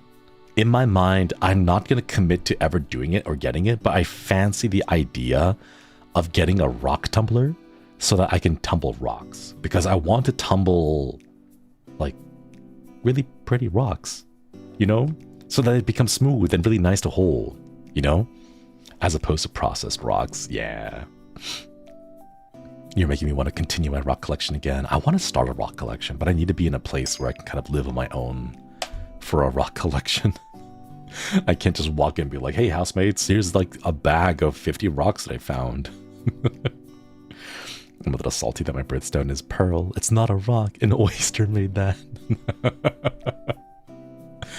Pearls can be pretty too.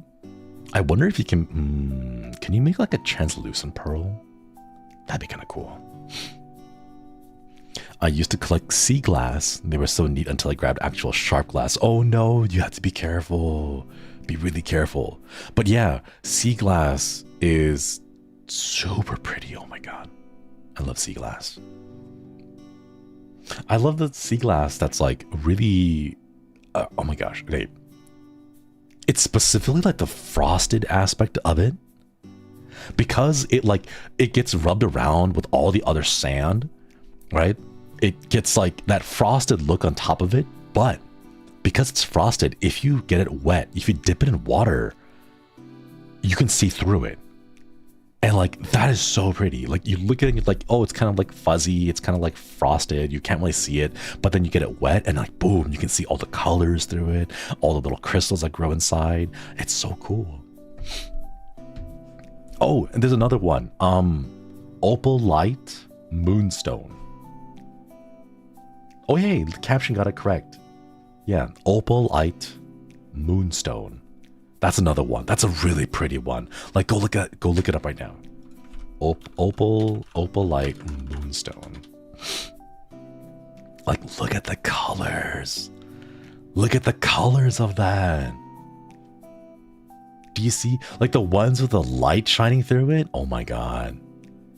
Okay, see, you see that. And then you are an undiagnosed 7-year-old. Do you not want to eat that? I want to eat that. I still want to eat that. Okay? Like, this is why I would eat rocks. This is why you have to look at it from the point of view of an undiagnosed 7-year-old, okay?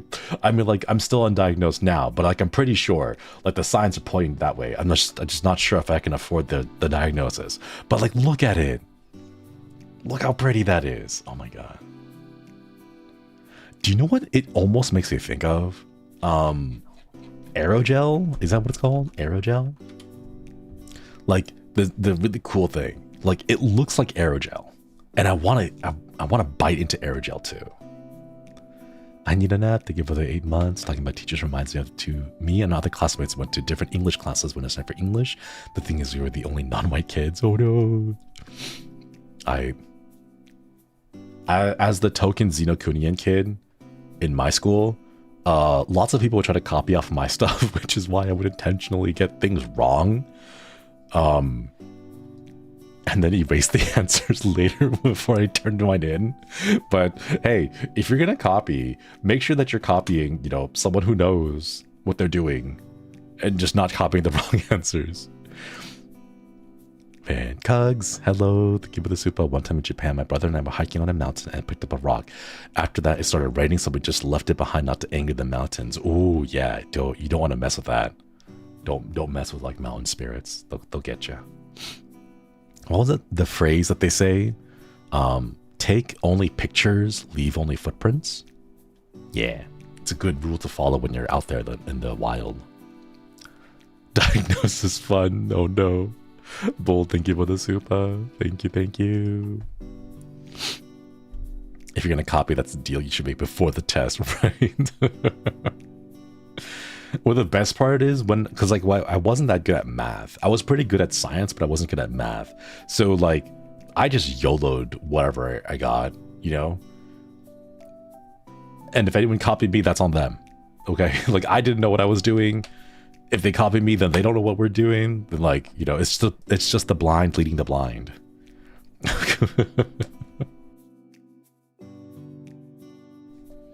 Opalite Moonstone looks like it would go down so smooth if you ate it, right? Like, you could bite it and it'd be like jello. Or like slightly firm jello. That's what I thought. Small Haru, thank you for the 15 months. Been super busy lately, but it's so nice seeing you stream again. I'll continue lurking in the pond. Thank you. Thank you. Okwedi, thanks for hurry up with the membership. I want to get some Moonstone. They're so pretty. I want to go. Wait, hold up. Let me see. Where to buy Moonstone? It.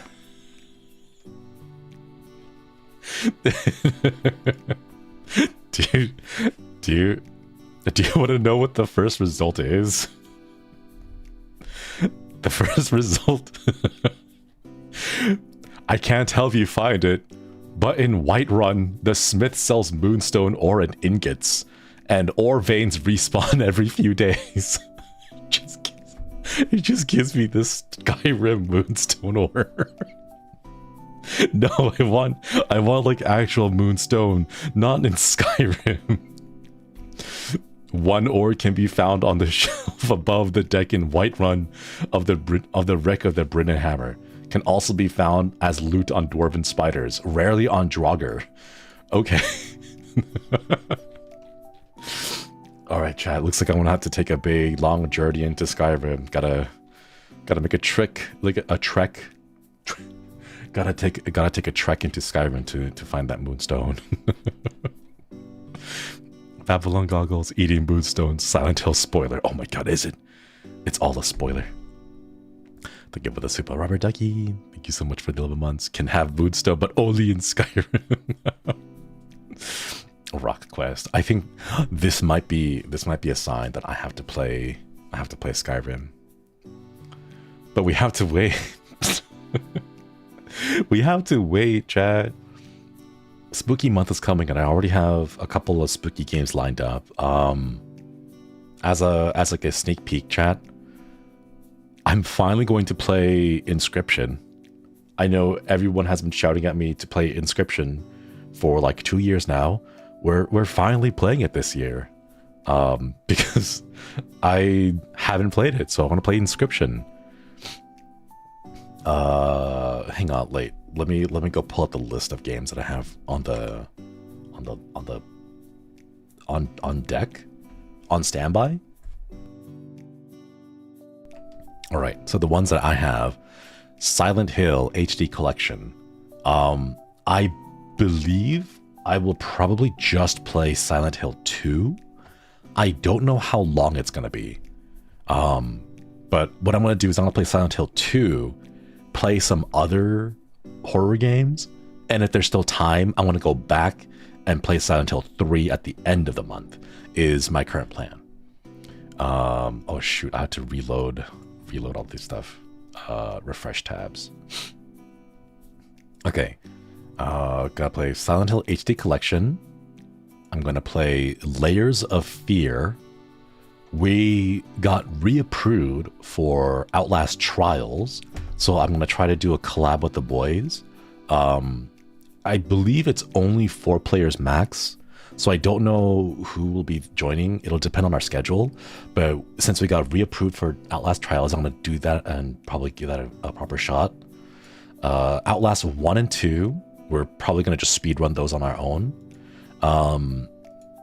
Soma, I know I said I wouldn't play it, but I figure it's been like 2 years, so we're gonna give that a shot.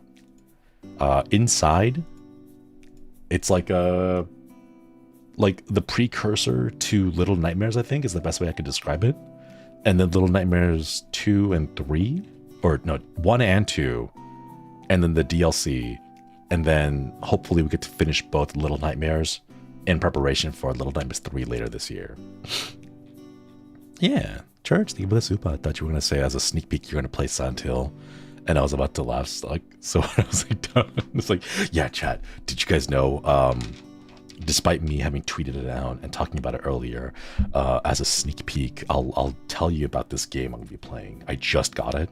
It's called Silent Hill HD Collection. Yeah. And then I'm going to try to fit in a couple of Resident Evil games. I don't know which ones. I think we played 7 last time, so we might just play 8 as like a comfort game. So like a cozy, just kind of Zatsudan Resident Evil 8, because I think we kind of I think everyone's played 8 already. Like the story is kind of, it doesn't change, you know. Peter, thank you. Love Soma and Inside, so immersive and deep. Yeah. What about 3 and 4 remaster? Maybe. We'll see. Because we have a lot of games already. And there's a couple of other ones that I want to play too, but I'm still waiting on the permissions. The DLCs as well. If we could fit it in, yeah. If we can fit it in. I think there's that, and then, oh gosh, hang on, let me see. Where did it? I don't think I have it set out on tabs because I'm still waiting for it. There is also a few like Japanese horror games that I want to try. Like there's a couple ones that I think are really interesting, like Kaeri Michi, Naribiki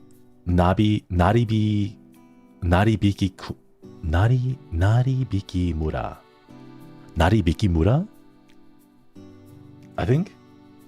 And then obviously the Bathhouse. There's Pathologic 2, although I don't know if that's like necessarily horror. But we'll see if we can fit it in. But there's a lot of like spooky games that we'll be playing this year, or this coming month, I guess. But yeah. Yeah. There's a few I've also put in permissions for, so hopefully over the course of the month we'll get a few. Let me go see if I can pull up the ones I just put in. Is Pathologic 2 a horror game? It looked more like a mystery game to me. Let's see. Okay, the ones that I put in: Silent Hill 2 Remake, Autopsy Simulator, Hollow Body, We Harvest Shadows, Late Homework, a game called Chuxi, Mannequin, and Chasing Static. And a few more. I saw that Love Ghosty got approved. And I saw a few of the boys already playing that. Let's see. Until Then, we don't have perms yet. Mist and Riven, not horror games, so we don't have perms yet. Still Wakes the Deep, we're still waiting. I wanted to play Still Wakes the Deep. It looked so good, but we're waiting to hear back from it on perms. And there's a few others that I put in that are just in the process of waiting to hear back from. But yeah. Pocket Mirror Doko. I think we got Pocket Mirror a long time ago. Wait, let me see. Control F. Pocket. Pocket. We have the 2016 Pocket Mirror itch.io version. But I think Astral Shift also gave us the permissions for the remake, and then Goody Two Shoes. Little Goody Two Shoes. So we also got those too. Although I'm not sure if Little Goody Two Shoes is horror. I thought it was just lesbian cottagecore simulator. But if it does have horror elements to it, we'll play it. Epi, thank you for the 13 months. Okwedi. Will World of Horror return from the war? Oh, I completely forgot about that. I'm gonna put that on the list right now. World of Horror. Yeah. Okay. It is now on the list. Yeah. I'm not sure if we'll do like a multiple playthrough. I don't know. It's like a roguelike. So it'll probably be more of like a Zatsu game. It does have horror and lesbians. Lesbian cottagecore can be horror. Oh my god, there's one that I want to play. Deadweight? Was it called Deadweight or Dreadweight? By Dread XP. It's the same guy who made Cooking Companions. I want to play that one. That one's really, it looks really cute. Ooh. Oh my god, we gotta play that too. And then there's also a few other ones like Sucker for Love. We have permissions for that too. I don't know if we have Sucker for Love 2. Maybe. I might be missing it when I went through it, but yeah. There's so many games, Chad. We're gonna try to keep it busy this coming month. And I know I saw a comment about it earlier in chat. We will also do some watch-alongs. I think it was a membership. I forget. I might just make a public one too later on. But we'll be watching a whole bunch of movies too, and I'll try to invite the boys so that we can all check out some spooky movies together. It'll depend on like the schedules, but like it'll be like an open thing. So you know how like when we watched 1408 with Flayon, so I'll just like open up to the boys and be all like, hey, if you want to watch it, feel free to just hop into VC. Yeah. Rowan, thank you for the 60 months. It's already passed a few days. Last week was my second birthday since I became a Koi Panion. Happy 1 year thanks to you. Love you so much, Papa. Thank you. Thank you. Okoidi. Oh wait, last week. Happy belated birthday to you. Happy belated birthday to you. Happy belated birthday, dear Owen. Happy belated birthday to you. Happy birthday. Thank you so much for viewing the membership. Okwedi. But yeah, I got quite a lot this year. This month, I guess. There's a whole bunch of stuff whole bunch of things that I wanna see if I can fit in. So many birthdays this month. You wanna know why? New Year's sex. That's why. It's because it's it's September. It's the 9th month of the year. What happened 9 months ago? January. Boom. Okay, that's why. If you guys have a September birthday, congratulations. Now you know. Nan, thank you for the 19 months. Here's a recommendation for other HoloMens I've played. Excavation of Hobbs Barrow. Ooh, I'm not familiar with that one. I'll have to check it out. Thank you, thank you. Thank you so much for re-upping the membership as well. Okwedi. I think I feel worse for the November kids. Oh man. Late August. We know now. You now have, oh my gosh. Wait, no, we should keep not someone mentioning ruse. Shh, don't let him know. Don't tell him. He doesn't need to have that visual in his mind anymore. 100 kg, thank you for the 19 months. Okwedi. Oh, wait, hold up. There's one more that I forgot. I think it was an Asian horror, but I don't remember which one. The Bridge Curse? Road to Salvation, I think? And then The Bridge Curse 2. We have perms for those. So I'll try to fit those in as well. But again, we have a lot. We have a lot. So yeah. This one has a warning about like excessive gore, which will be interesting. We'll see how that goes. Peter, thank you. Have you watched Over the Garden Wall? Beautiful. I have not. I'm not familiar with that. Or I think I've seen bits and pieces of it, but I've not actually watched the show. But yeah. What about December babies? Parents get spring fever. Yeah, just take your birth month, subtract 9, and then estimate what happened there. Over the Garden Wall, is that the one with the little gnomes? I'm not sure if it's gnomes or not, but I don't remember it. I've seen bits and pieces of it online.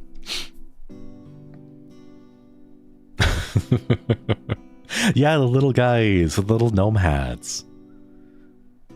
I'm not a gnoblin. I'm not a gnelf. I'm a gnome. You've been gnomed. Ho, ho, ho. No, I don't remember that meme. Mev, thank you for the 19 months. I'm not doing the math. Don't need to do the math. Math's scary. Do not do the math. Lucy, I was supposed to be born in September, but I was born in December because the doctors forced me out because there was no sign of me going out at that time. Oof. Oh no. I'm glad that you're around.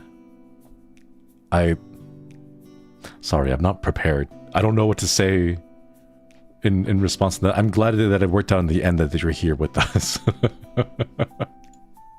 Thank you for the super. Thank you. Sorry, my brain was like, I'm not sure how to say things in a nice, like, clean way without going too far into things.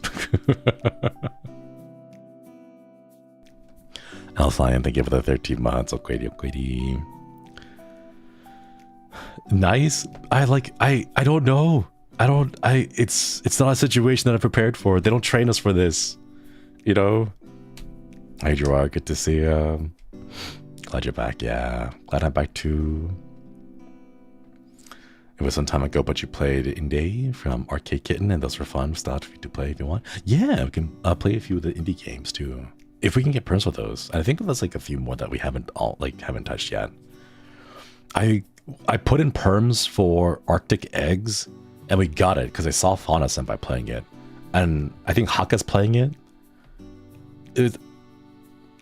I tried avoiding watching their streams because I didn't want to spoil myself for it. But is it a horror game?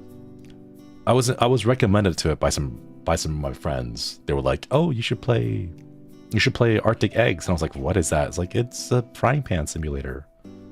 And then they didn't tell me anything else about it. Peter, thank you for the super. Two kids get lost in the woods and meet different creatures. A very nice show for fall or Halloween. Beautiful series. Elijah Wood voice is one of the MCs. Ooh, nice. Thank you for the super. Cheeto, Koidi. It's been a year since I started Curious Stable into Ford Menchie. Let's go. Thank you for hanging out with us. Of course, of course. And congratulations. I hope everything keeps getting better for you. Yeah. And Wendy, thank you for the rose. New to Stars, so welcome back, and a rose for you. Thank you. Appreciate it. Thank you, thank you. Yeah, a frying pan simulator. You're supposed to take ingredients and then toss it on a frying pan and then just kind of frying pan a couple times. You do the frying. Are you telling me an Arctic egged this? No, that doesn't work. Are you telling me a shrimp fried this rice? Ha ha ha. Sorry. I don't know if I consider horror per se, but it's unnerving. Frying pan as verb. So I did the math and I was made this month. Yay. Ooh. What happened in September? I'm a millennial, so only one thing happened in September. Actually, two things happened in September. One's a really bad thing I probably shouldn't talk about. And then the other one is the song, Do You Remember the 21st of September? That's the other one, and that other one is the one that I'm gonna remember. Okay, 21st night of September. Yeah, there we go. There we go. That's the thing that happened. I bet your parents remember. Sorry, I'll stop.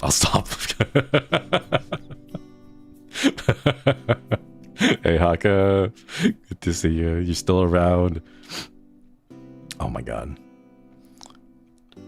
Isn't it 3? Wake me up when September ends. Oh, that's true. Oh my god, that's such an old song.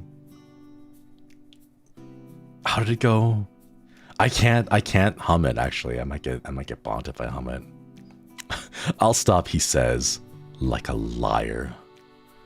I mean, they were busy New Year's if you were born on this month. Yeah, that's what I'm saying. Everyone. Wow, there's surprisingly a lot of September birthdays. I wonder what happened. Buddy up. So they do remember. Oh my god, man! I'm looking forward to a lot of stuff. Oh, there's also like a few.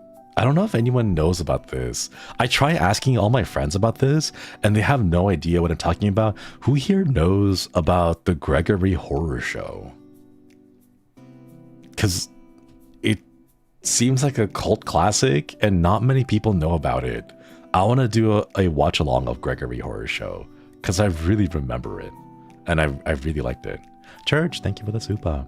I found out Wake Me Up When September Ends was about the lead singer's dad dying, and now I feel like garbage. It's being memed. Oh no. Big oofs. Oh no, I didn't even know that myself. Did it have a square mouse? It did have a square mouse. It was like a TV show in super short episodes, but it was presented as if it was a first-person game. I don't know how it was. It was weird. I just remember there was like a rat, like a rat that chuckled a lot, a really horny lizard nurse, a really cute like spooky ghost reaper thing.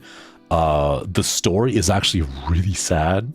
The reason why the main character is there is really depressing, and it is commentary on like Japanese work culture again.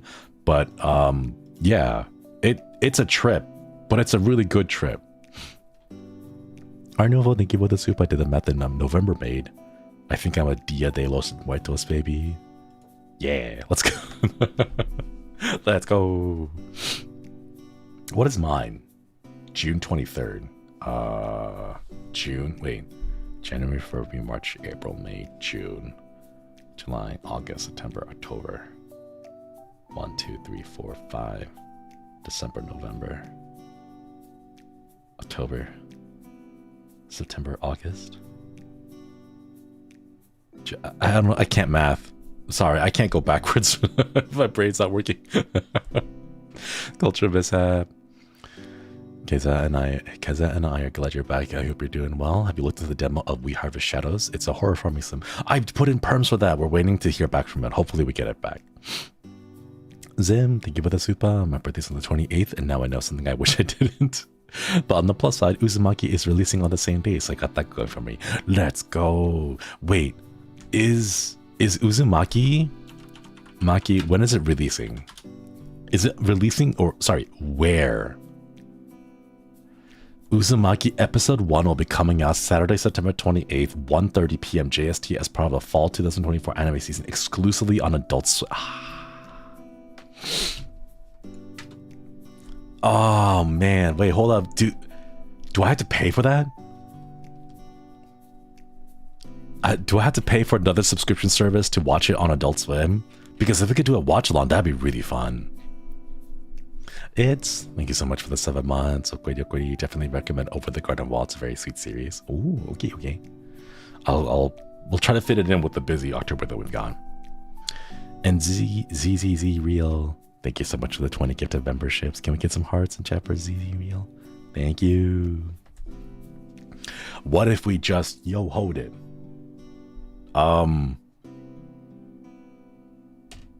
As a HOLOSTAR, I don't know if I'm allowed to yo-ho Shiver Me Timbers.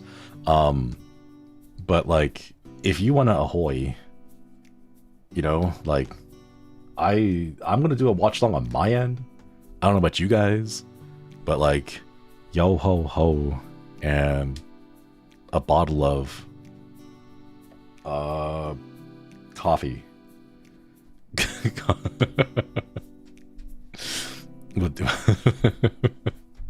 If you want to go digging for treasure, chat, you guys can dig for treasure. Is what I'll say, because I have a busy October. But yeah, I don't know. Let me see if is it only okay. Where to stream? I hate that. Oh my god! Following its initial airing, it'll be available streaming on HBO Max. Chat, I can't afford subscriptions to so many different streaming services.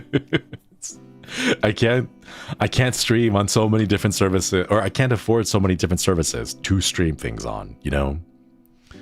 Peter, thank you for the super set sale. Everyone find the One Piece. Maybe the One Piece was the friends we made all along. They have a free trial, but it's just one episode.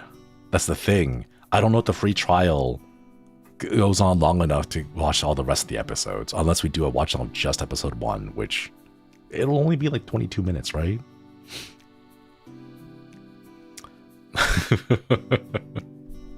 Sub for 1 month and then cancel the sub. I used to do that. I used to wait. Okay, so what was it? The Office? Back in 2014? 2013? No. 2010. Yeah, 2010. When The Office came out, I would wait until all the episodes were out, subscribe 1 month, and then binge watch the entire season, and then cancel my subscription. That's what I would do.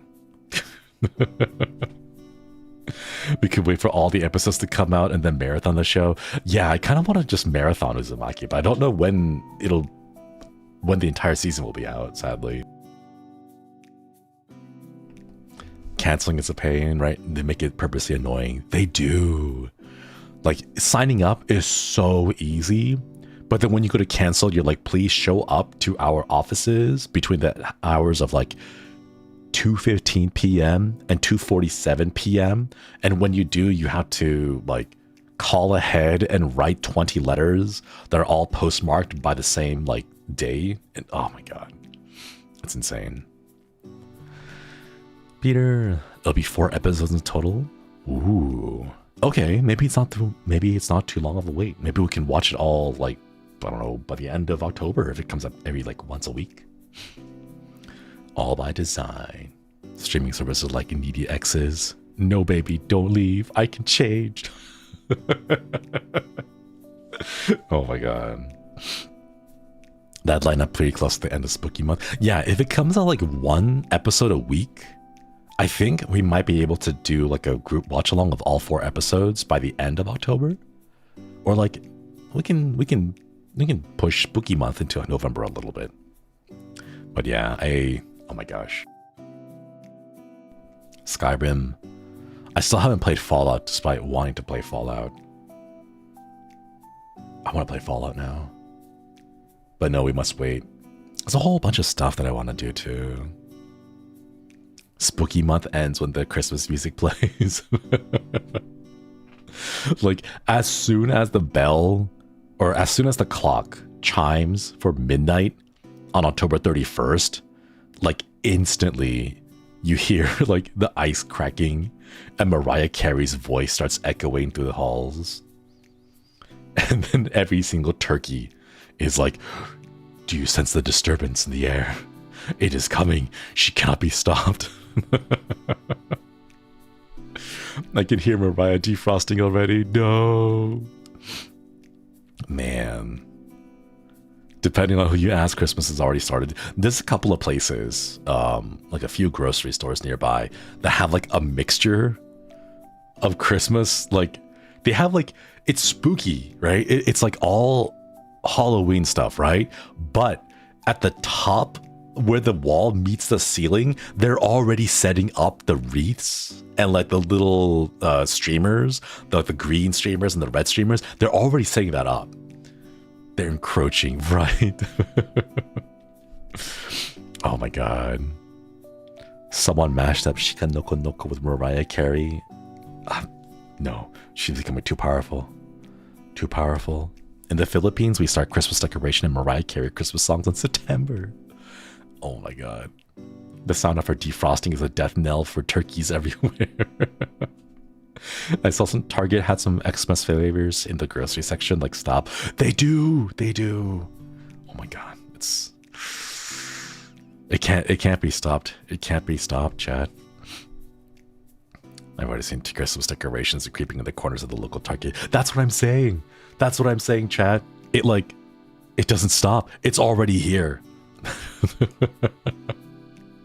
It's like we haven't even properly celebrated October. It's not even October, okay? Man. Peter, thank you for the soup. I had no pressure. There may be suggestions for you to enjoy. Of course, it'd be fun to enjoy together. I still want you to enjoy that. Thank you. Thank you. I realized the captions broke. I don't know why. Well, I haven't touched anything the entire time, but let me see if I can refresh it real quick. What happened? Hello? Oh, that's weird. Yeah, captions just disappeared. Copy and paste? That didn't work. Whoa. Mariah Carey got the captions. It's literally the first week of fall and we're speeding towards winter. It doesn't even feel like it's fall. Hang on. I'm a little bit... Why isn't it working? Test. Hello. What?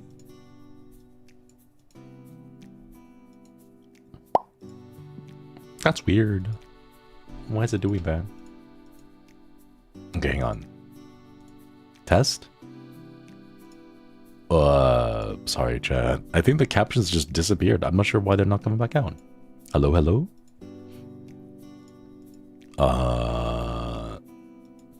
I wonder if we hit like a limit or something for Google's like auto caption thing. Rel, thank you for the 18 months. Holiday season came one after the other. Started with Halloween, then Christmas, then New Year, then Lunar New Year. It doesn't stop. It does not stop. Oh man. Hang on, let me see if I can...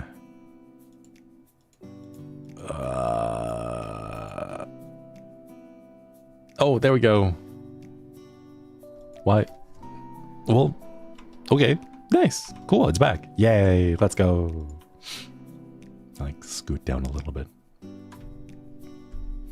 I'm begging for a snowstorm Christmas week so I can stay home instead of going to work. Oh, fingers crossed. Fingers crossed. I want it to be fall already. Because of the heat wave this week, it's been pretty bad. So like it still doesn't feel like fall yet. Like we got like a nice day or two of 72-degree weather, which is super nice. But it's been like mid 80s. Yesterday was like 95. So it doesn't feel like fall yet. And I think after the heat wave is gone, it'll finally properly feel like fall again. Yeah. Good night, Shinri and the Kois. Have a good rest of the stream. Thank you for stopping by. Hope you get some good eats and good sleeps. It's a nice, cool 99 degrees. Oh my god. It's 100 here today. I hate that. I'm so sorry. It's already in the 60s and 50s where I am. Give me that. If you can take some of that cold weather, put it in a jar, and then ship it over here, I greatly appreciate it. Chill early mornings by 80 degrees by lunch. Right. It's so bad. Chat, you guys know I naturally run hot. So like I'm waiting for the day when I can just like be words. Hang on. My brain just completely stopped. I'm waiting for the day when I can just open my window and like not wear a shirt and then just let like my body heat radiate out and just cool off. Like that's what I want, you know? Just I just want to like spread my arms out and be like, take all the heat, let me cool down. Says the guy in a turtleneck and a jacket. Fun fact, this was supposed to show up December? January? That it was supposed to be out in January, I think. So that's why I look all nice and bundled up. And then I was like, hey, we're gonna celebrate Australian summer. I debuted this like in June, I think. But yeah.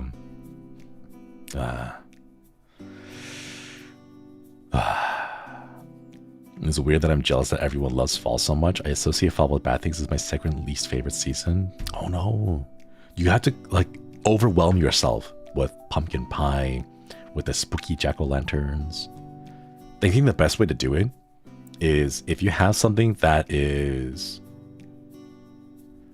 not the best, it's to overwrite it with something that's cheerful. So like if you don't like fall season, you know, take the steps to like do something interesting that will take your mind off of it so that you can associate new, happier memories for it. Pumpkin spice, I can't chat. I've seen the calories on some of the pumpkin spice drinks. There's one that's like 650, and that's a meal. Like 600 calories, 700 calories is like a whole meal, you know? That's a lot of calories for pumpkin spice. Anything, actually. I love pumpkin pie, but pumpkin spice has never appealed to me. Yeah. Is there even pumpkin and pumpkin spice? I think there is, like powder. Like you dry the pumpkin, you powder it up, and then you mix it with the rest of the stuff in there. But it's mostly syrup and sugar, so I would not. Oh yeah.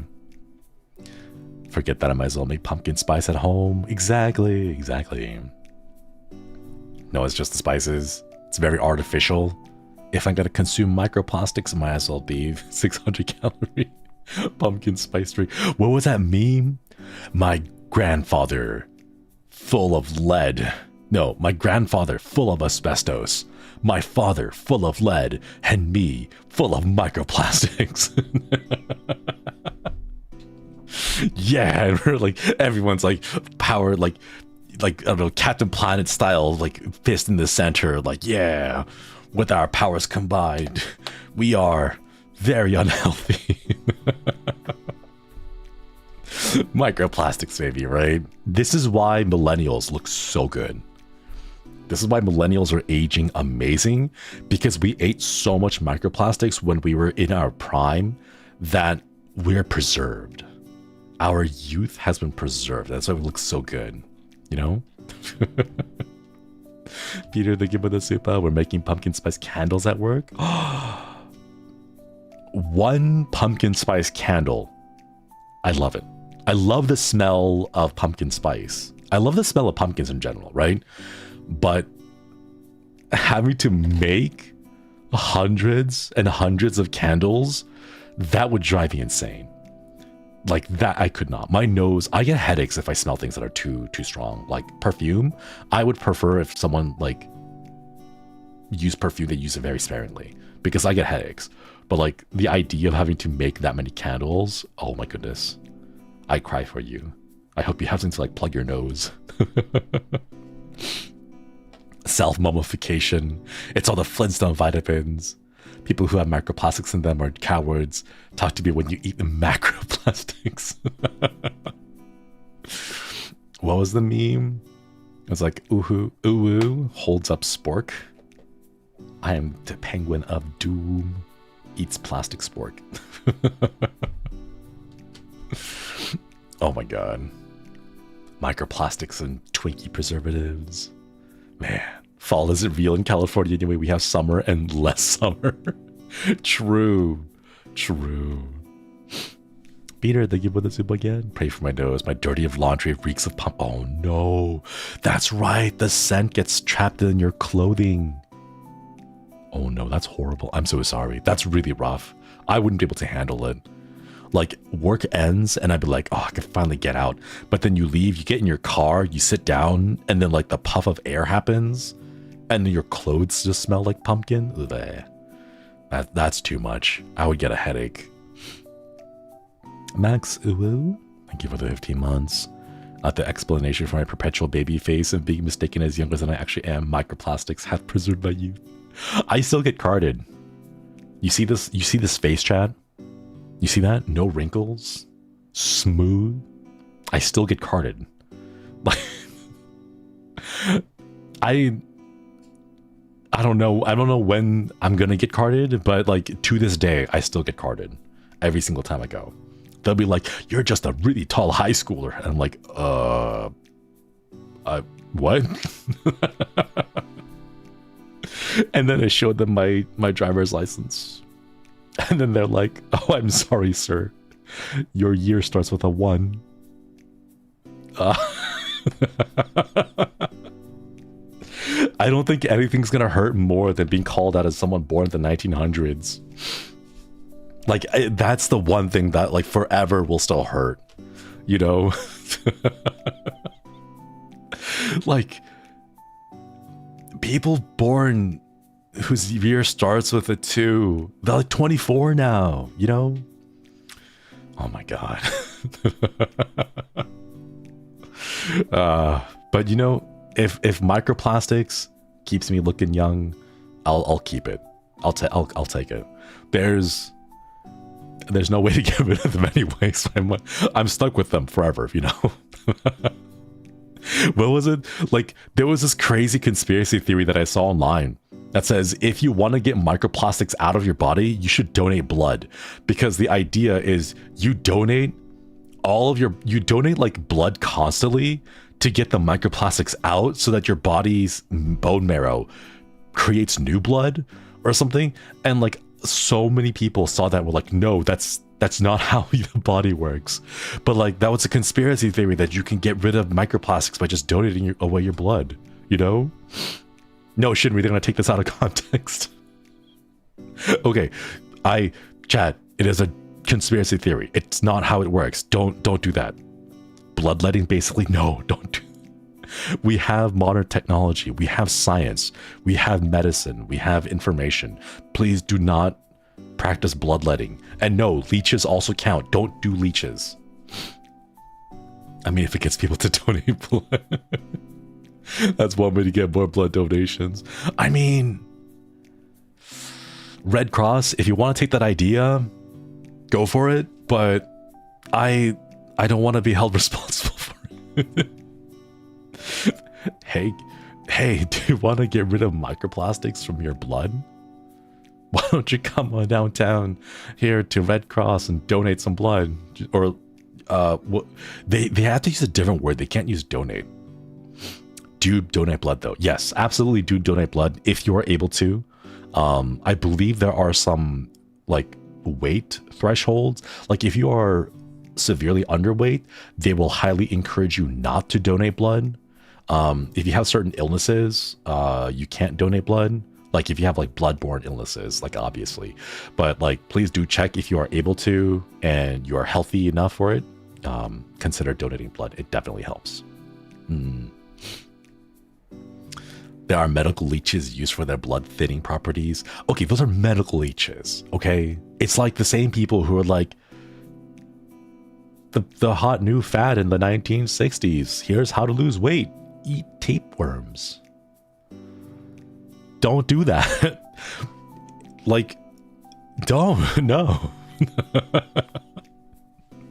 Like, if a doctor like diagnoses it for you, find a new doctor. Don't do that. You know, like, not even medical professionals. If a medical professional recommends that you eat a tapeworm, don't listen to them. Get a second opinion for that one. Or eat mummified body parts in the 18th century. Yeah, didn't they do that? Didn't like the British eat mummies? Because they were like, ooh, exotic jerky. And then they would like eat it. And they would paint with it too. Wasn't it like a mummy brown? Was called mummy brown because it was literally made from the ground up pigments from mummy bodies. Yeah, so don't. Nobility and risk. Okay, yeah. Okay, I think just as a rule of thumb, if you are rich enough to think, I should eat a mummy, you are too rich. Stop that. Just stop, right? Like you won capitalism, you beat the game. Try New Game Plus. Give it all away and do New Game Plus, okay? Like, don't. Just stop. Stop that. Get help, okay? Get professional help. You can afford it, right? Oh my god. We learned that about that in class the other day. Yeah, that was an actual thing they used to do. Oh my god. They want the exotic taste from the undead. No. Get some help. Yeah. Just go. Just go and stop doing the thing that you're doing now. Anything but be a normal way of doing things, right? That like, we can't do the things that normal poor people do. We have to do something extravagant. Eating bodies. Eating mummies. Like, oh my god. Yeah, it's the Michael Jordan thing. Stop it. Get some help. Apparently there's a disturbing lack of mummies because of Europeans eating them all. I think that is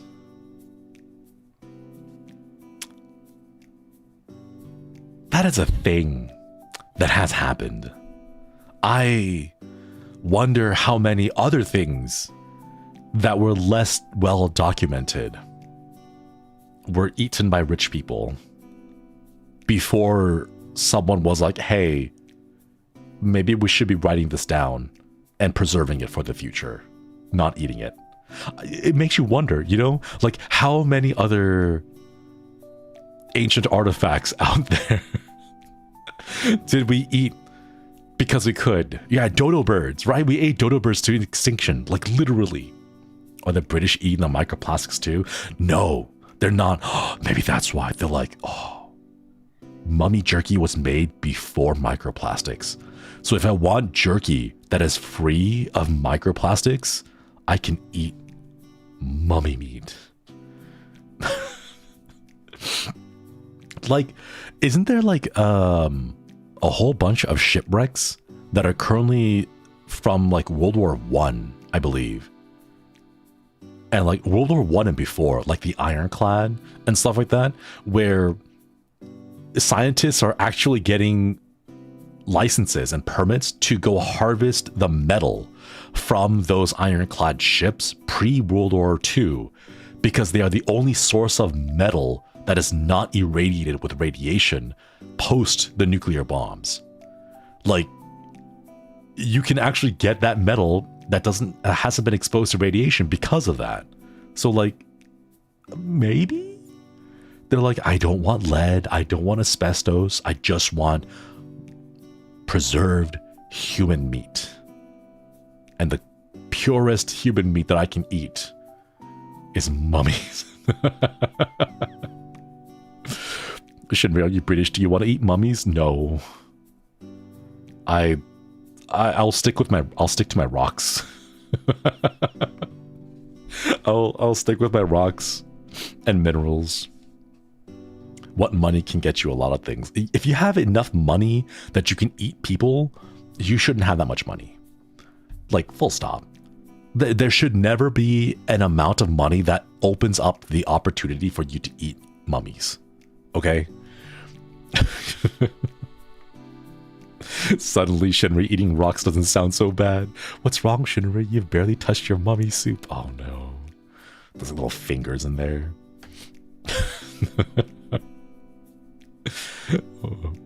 Wait, question. If fish eat dead bodies, so if we eat those fish, is that indirect cannibalism? I don't think so. I don't think so. Because here's the thing. Like, the definition of cannibalism that I would say applies is if you're eating, like, human meat. You know? If you eat a fish that fully digests the human meat, right? Like the proteins, the amino acids, the calcium, the collagen, all that kind of stuff, right? And then it processes it into, like, the base parts and then uses that to build its body. I think there's enough of a step between the meat that it's no longer cannibalism, you know? If they poop, no. I would not recommend eating fish poop either, though, just in general. It's the circle of life. Yeah. We eat plants that get nutrients from corpses. Yeah, that's true. I'm really sad that the mushroom bodysuit never turned out to be doable.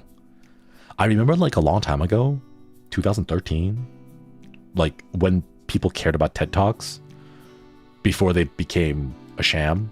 I remember this lady who showed up. It was like, oh, if you die, you can put them in a mushroom spore, like, inoculated shroud. Okay, so what it was is when you die, you know how, like, places will, like, wrap your body or wrap in a shroud, right? Like, that's what a pochong is. Like, it's got a little shroud that covers it, right? So they have the shroud, but they inoculate it with mushroom spores. The idea was, as your body decomposed, the mushroom spores in the shroud that your body is wrapped up against would use your body as nutrients to grow into mushrooms. So you become this really like beautiful human body shaped chunk of mushrooms, right? But it turns out it doesn't work that way, because when the human body starts to decompose, it's wet. It's very wet. You liquefy because of the bacteria inside you. Your gut liquefies you from the inside out, and then it drowns out the spores, so the spores can't grow. But yeah, almost The Last of Us, almost. I kind of wish it was true, though. It'd be really cool to see, like, the cordyceps fungus go kind of crazy. That'd be a lot of fun. Also, those tree pods, yeah. Terrified that my conscious would enter the fungus. That'd be kind of cool, though. You'd be like, fungus. The fungus among us. Like, you'd be walking around as a funny, fun guy. Sorry. There was a joke. I did a really bad setup, so it didn't work. I'll stop talking now. I'm glad I'm eating now. I'm glad I'm thick-skinned, or I would have lost my appetite.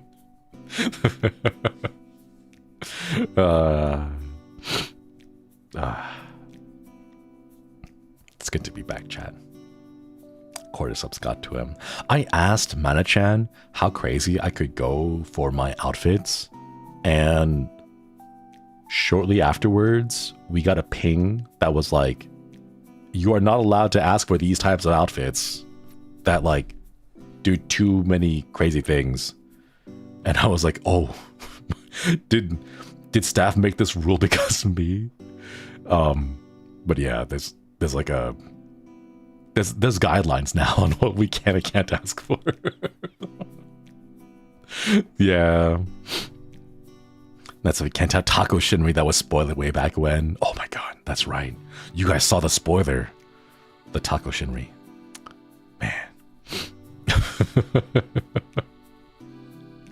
What do you want for your outfit? I was wondering if I could go like really far in a particular direction, but they were like, no, you can't. Like, I'm not allowed to shave my head. Is like, if you want an example of what I can't do, like I can't shave my head is one of them. Raylan, thank you for the super. Me, Shinri's talking about eating people in an adorably unhinged way. Bestie coinabilism. Thank you for the super. Did you ask? No, I didn't ask. I asked for something else, but they put out a guideline and they were like, you can't do that. And I was like, oh. So like in a roundabout way, they answer the question of what I can and can't do, but there's rules now. Not even bald. No, I can't be bald. I can't, sadly. But yeah, that's okay. Do you want to be bald? Not particularly, but like, it's not whether I want to be bald or not, but it's I want the option to be available to me if I wanted to. You know, like that's the thing that I'm really mad about. It's not that they're like no bald Shinri. It's like you can't even consider the option to become bald, right? Like I want that choice. I want that freedom. That's all I want, right? But like there are things like you can't do this, you can't do that. So it's like, man, in case you want to be, yeah, like if I want to be silly as a treat, right? But no. How bald do you want to go? All the way. I want you to see like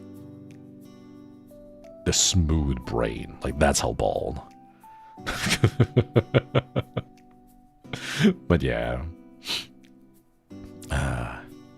Saitama bald. Got the sparkly shiny head. Can you just oh my god. If I could ask for like an asset where I bring my hands up to my head, so I can bring my head, like I can do this, and then like shine the bald head, be all like Krillin's solar flare, like solar flare, and then just white screen, flashbang everyone. Smooth head, smooth brain, rub it like a crystal ball. Apparently being bald requires you to learn a lot of new hygiene because your brain, the scalp, is not used to being exposed to sunlight, so you have to wear like a lot of sun cream. You have to wear like sunblock. You have to moisturize it. You have to like take care of it using oils and stuff because your hair, once you're like properly bald, your hair doesn't provide you the natural oils, so you gotta like take care of it yourself. I didn't realize that. Like, there's a lot of stuff because in my mind I was like, you go bald and then you just kind of are, right? But no, there's maintenance you have to do. Or you get sunburned. Exactly. Yeah. The sunburned scalp does not sound fun. Like I've had my shoulder sunburned, my back sunburned, and that was bad enough. But like the scalp, no, that sounds really like that sounds painful. Like you wouldn't be able to even lie down in bed. There are steps you got to take for hairless cats. Yeah, you gotta like moisturize, oil. I forget. What something like hairless cats too. It's why Puniko need the hat. Exactly.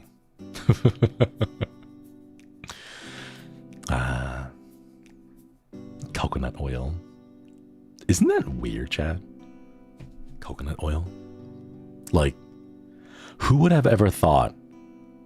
Like, if you were just an animal living out and doing your own thing, that like, the oil that you get by squeezing the meat and flesh of a coconut that only grows in very specific tropical areas would turn out to be very good for your skin and would actually keep you healthier. You know? Like, has anyone ever thought about that? Just thinking about like this thing that would make my life much easier only appears in this man-made process that would never have naturally occurred. It's just odd. Valley the Mershi, thank you for the 6 months. Okwedi, is it maybe allowed to have one of your birthday song cover art to be your new outfit or model? I I actually don't know. I haven't asked that question yet. I might ask and see if we can find out. Okori, thank you for re-upping the membership. Annie Plush, thank you for the super. I miss all these silly conversations from you. Welcome back, Shinri. Glad to be back. Yeah. Thank you for the super. Thank you. I genuinely wonder how people find these out. Right, that's what I'm saying. Like, I can understand bread, you know? I think bread is understandable, okay? You get grain, and then you're like, I don't want to chew this grain, so I'm going to ground up the grain into flour. Like, that makes sense, right? You pre-chew it. You're essentially mashing the pieces of grain into flour, and that's like the act of chewing it to make it easier, right? And then maybe someone like spills water on it and it gets wet, right? So you have like a very rudimentary flour, and then they leave it on the windowsill for a couple of days. Maybe not a couple of days, but like they leave it on the windowsill for an afternoon, right? And then like natural yeast from the flours and stuff land on it, and then it puffs up the bread. You're like, whoa, wait a minute, this is kind of cool, right? Like, I can understand that process. I can understand cheese. I can understand like yogurt, you know? You get milk, you put it in a little what do they call the end? Baby cow stomachs. What do they call them? Baby cow stomach things, okay? Like, that's what they did, right? They would take a cow, they would kill it, they would process it, and then they would eat all the meat, and then every single thing they wouldn't waste, right? So what they would do is like, yeah, they would kill a baby cow, they would cut it up, they would process it, they would eat the meat, and then you know how cows have multiple stomachs, right? They would take the stomachs and be like, hey, this is actually useful if we dry it and then we like tan it, then we can use this to hold liquids, right? Yeah, you turn it into a canteen. So like you put the milk into it, and then because baby cow stomachs have rennet already inside them when they're alive, the milk curdles into cheese.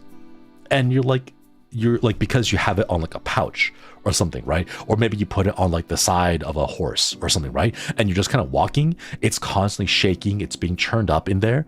Like, I can understand that being the process of how cheese was invented, or like discovered, I guess. Not invented, but like, you know, people stumbled across that and they were like, wait a minute, this is really good. Let's figure out the science of how it's made, figure out like the exact process behind it, and then improve upon it, right? I can understand that, right? But like, who came up with deep frying foods?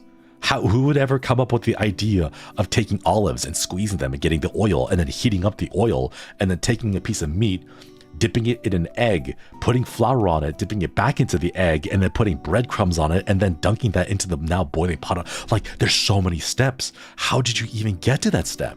You know? Like, it just blows my mind. Church, thank you for the super. Waiting for you to all get new Yeskimono outfits as per cover tradition, hoping to get more dragon themed as per your lord, not enough dragon Shinri. I hope so too. I don't know if we are getting one. I haven't heard. But we have a meeting next week, I think. Maybe. Who knows? I would hope so. But if we do get it, it'll be like a nice little bonus. Yeah. Gracie, Okwiri. It's nice to see you again. It's my birthday last Friday, and I wish you have that great. We should have a good day. Thank you for being here. You make me happy. Aw, thank you. Oh, and happy birthday, or happy belated birthday, Gracie. Happy birthday to you. Happy birthday to you. Happy birthday, dear Gracie. Happy birthday to you. Let's go. Yeah. People tried a lot of different methods of cooking, so maybe they found one, invented deep fry. Maybe. They deep fried using tallow though. But like, how would you get to that point? How would you get to tallow in the first place, right? Like, there's this one lady on TikTok who goes by like the name, like the tallow lady. Like, she gets a whole bunch of like beef fat, renders it down into tallow, and then makes candles, soaps, and like other stuff with it. And like, the process is involved. Like, you have to render the fat, And then after you render the fat, you have to let it cool. And then after you let it cool, you have to re-render it to get all the water out, and so on and so forth. And it's just like, man, all the steps. Shinri Stranded Deep collab with Axel or Battle, please. What is Stranded Deep? I'm not familiar with that one. Do we have perms for it? Cook the meat, keep the fat? Yeah. Maybe they cooked the animal fat first and then discovered tallow and then figured out how to use it? Maybe? But like, wouldn't you want to just eat it? Because you're like, oh, it comes from the meat. And it's right next to the meat, so like, I could cook it. But like, the idea just like, did they have a pan? They cooked the meat, they left the fat in there, and then the next morning, they woke up to like a thick layer of tallow that they didn't use? For, I don't know. I want to try, like, if I had a time machine, that's what I want to do. I want to go back and see when someone would invent the first thing that kind of, sort of resembles what we have today, you know? Wanting to not waste any part of the plant or animal. Exactly. Yeah, like that's how we probably got cheese. Maybe we can train Cover to give Shinri a dragon-themed kimono if we draw a ton of it. That'd be kind of fun. I would love to see that. I remember some heated stone method and fire pit as cooking methods. Yeah. Hunt animal, bunch of animal fat. I guess it's from the animal, it's fine to eat. Throw it in a pot. Fat emits and makes meat tasty. Pan frying gets invented. That's true, because back then they wouldn't have had like cuts of meat. They would have just had chunks of flesh that would include fatty portions, right? Maybe. Yeah, that could kind of work. So therefore, I originally had some soap in it too. Travel back in time with something from today and they'll call you a witch. I think, wasn't like, that's the meme that they made. Like, if you took like a Doritos to like give it to some poor medieval kid, his brain would not be able to like perceive or like understand. Lots of accidental discoveries. I think it's really fun. Where are all the accidental discoveries nowadays? It doesn't feel like we have had discovered anything new, you know? It doesn't feel like it anymore. Cutting was the first of human inventions with tools and stuff. Yeah. Viagra. Is it? Is that a new thing? Was that like accidental discovery? I think it's more like improving techniques. It is. I feel like because we got it down to a science, we're like more methodical about it. Like accidental discoveries don't really happen anymore. There was a new Mozart composition that was discovered literally this week. Oh, we got a new Mozart song before GTA 6. Whoa. I heard they discovered dark oxygen. It's the little pieces of metal underneath the ocean that emit oxygen, right? That's kind of cool. I want to know what that tastes like. I wonder if you can bubble. Like, if you took it and you put it in a tub, would it bubble? Like those little bubble stones in like aquariums? That'd be kind of cool.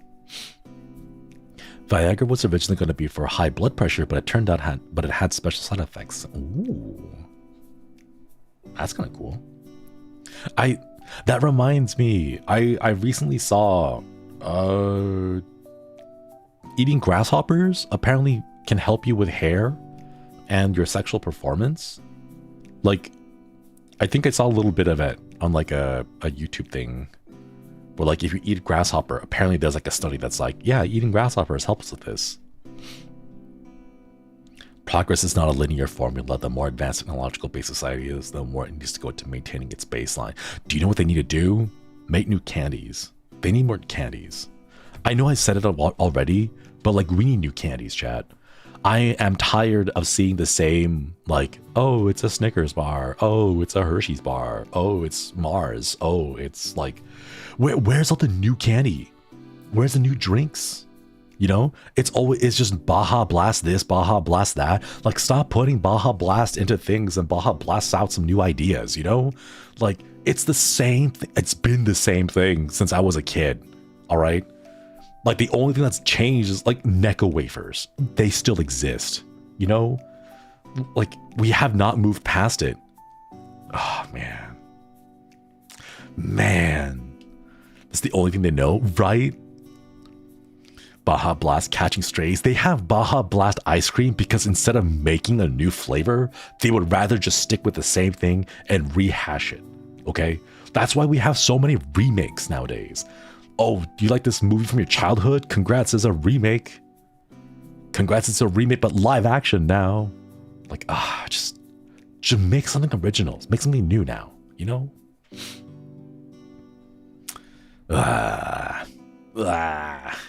Man. Baja flavored Baja Blast. Double the Baja.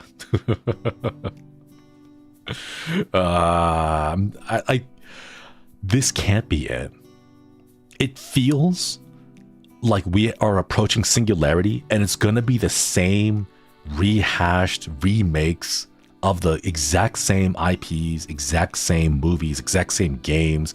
Nothing new is going to happen. And if something new does happen, it's going to be so bad. It's going to be intentionally made bad, you know? Okay, here's the thing. If I become old, like 50, right? If I'm 50 and let's say that I happen to have kids, right? Like, kids in this economy, right? But like, let's say the world explodes and I have kids, right? If I go out trick-or-treating with my kids and it's the exact same fun-sized Mars bars, exact same fun-sized like Snickers bars, I'm gonna throw it in, you know? Like, there can't be this, like, there can't be. We have to have new things. We gotta have new candy. We gotta have new stuff. If it's the same thing for the next 50 years, I'm gonna lose it, you know? Like, oh my god, it'll be a lot tinier though. Yeah, it's gonna be like a Hershey's Kiss size. It's gonna be like a single like half an ounce. Church, thank you. Lion King is getting a live action prequel called Mufasa. That's coming out the same weekend as Sonic 3, and that's, oh my god. Oh my god. Please stop. Stop. You have creatives. You have creative human authors and writers. Pay them. Make them make things. Oh my god. I'm just so sad. I don't want to rehash the same story. Oh my god. Like, chat, can I be honest? Can I be honest? I'm tired of Star Wars. The universe is there. Stop. Just stop. Get help. You know? I'm tired of Star Wars. I'm tired of rehashing the exact, like, I'm just so tired, right? Let Star Wars rest. Exactly. Just let it rest. It's done. It's over. Yeah, same with Marvel. Marvel's done. Just stop. Just please let it, just, you know, put it down. Let it rest. And then do the same thing you did with all the other creative stuff. Put it in a vault and make sure no one is able to use the IP ever again. Oh my god. But Shinri, how would they keep the copyrights? Man, that was the worst thing. Oh my god. Did you guys know that copyright law isn't even alphabetical? It's a nightmare to walk through because you can see when different industries try to change copyright law for themselves because it's just haphazardly shoved in there. Okay? Like, oh my god. It's bad. Think of all the money they could make. Yeah, think of all the money they could make doing the exact same thing over and over and over again.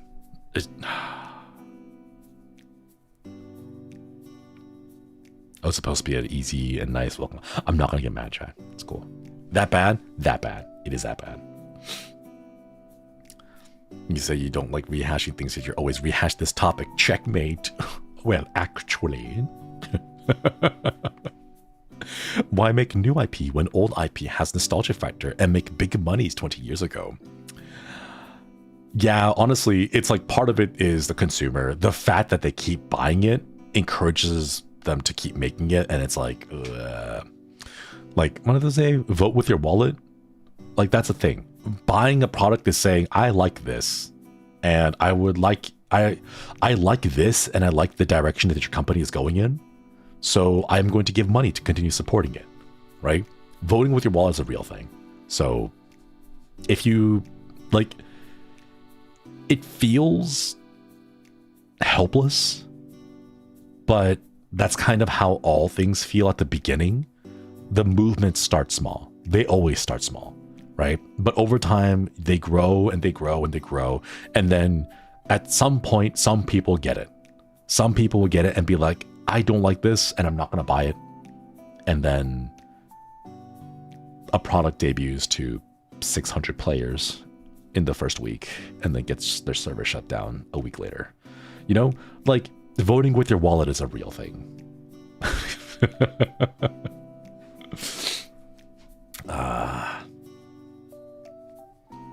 But yeah, I'm not naming names, chat. I'm not naming names, but I will say there have been, you know, like, don't name things after things that have already existed and then you've seen them fail. Don't do that. Like, don't name your ship the Titanic. Don't tempt fate, you know? Like, don't do that. Just no. Step away. There's also the angle that the company wants a huge response to random remake of an old IP to see if it's worth reviving the IP to something new, but it's hard to tell. Here's the thing. Do you know how you do it right? You do it right by letting the fans take charge. Okay? All of those passion projects that get shut down from developers and game studios, you know? All those passion projects, they're doing it right because they're the people who played the game and knew what made it good, right? But of course, you know, company needs money. The line must keep going up. So you send a cease and desist and you're like, no, don't do that. Only we're allowed to do that. Famous quote being, you think you want it, but you really don't. And then 2 years later, they do it.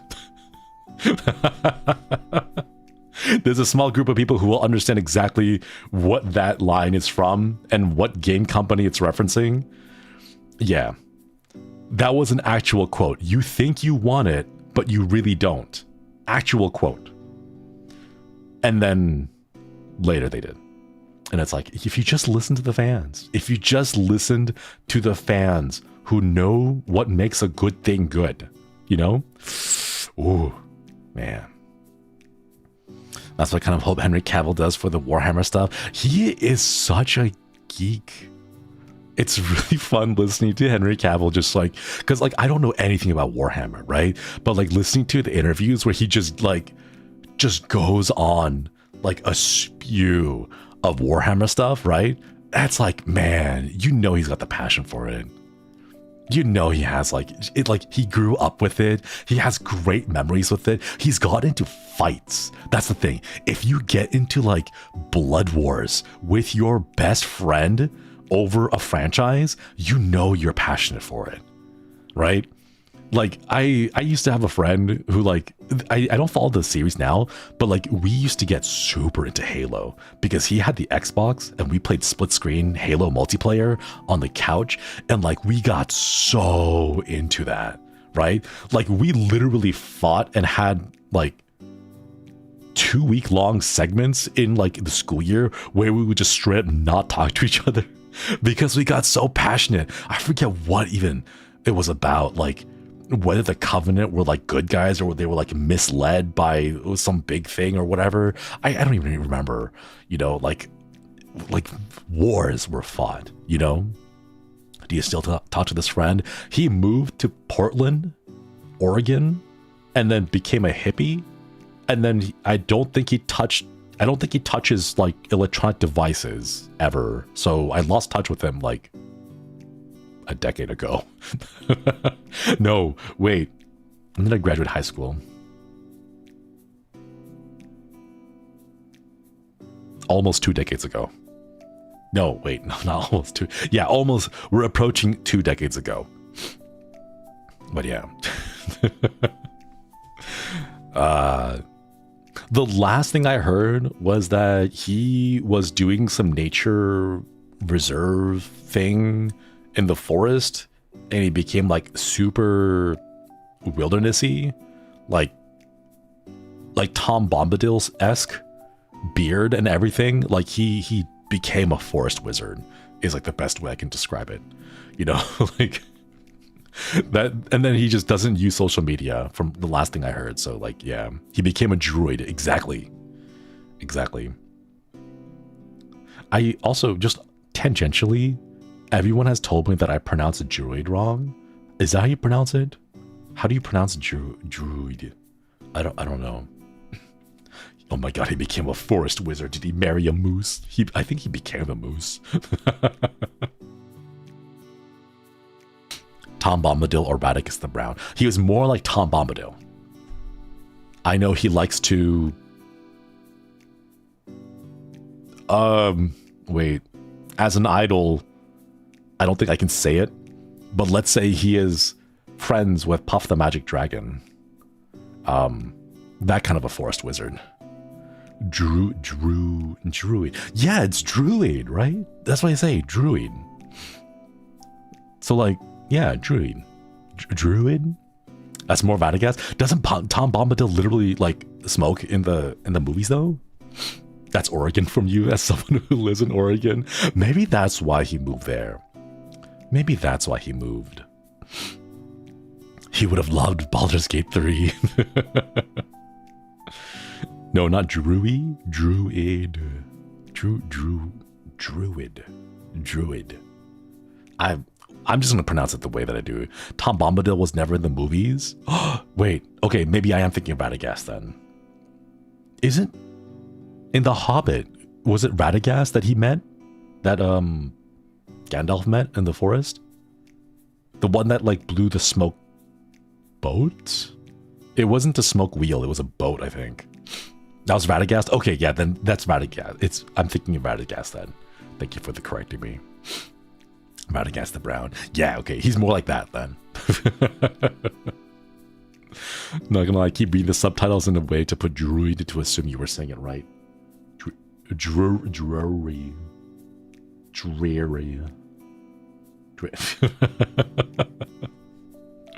Yeah, I don't know. But yeah.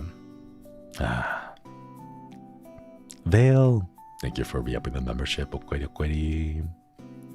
We don't talk about that Radagast. The portrayal was such a 180 from the book. No.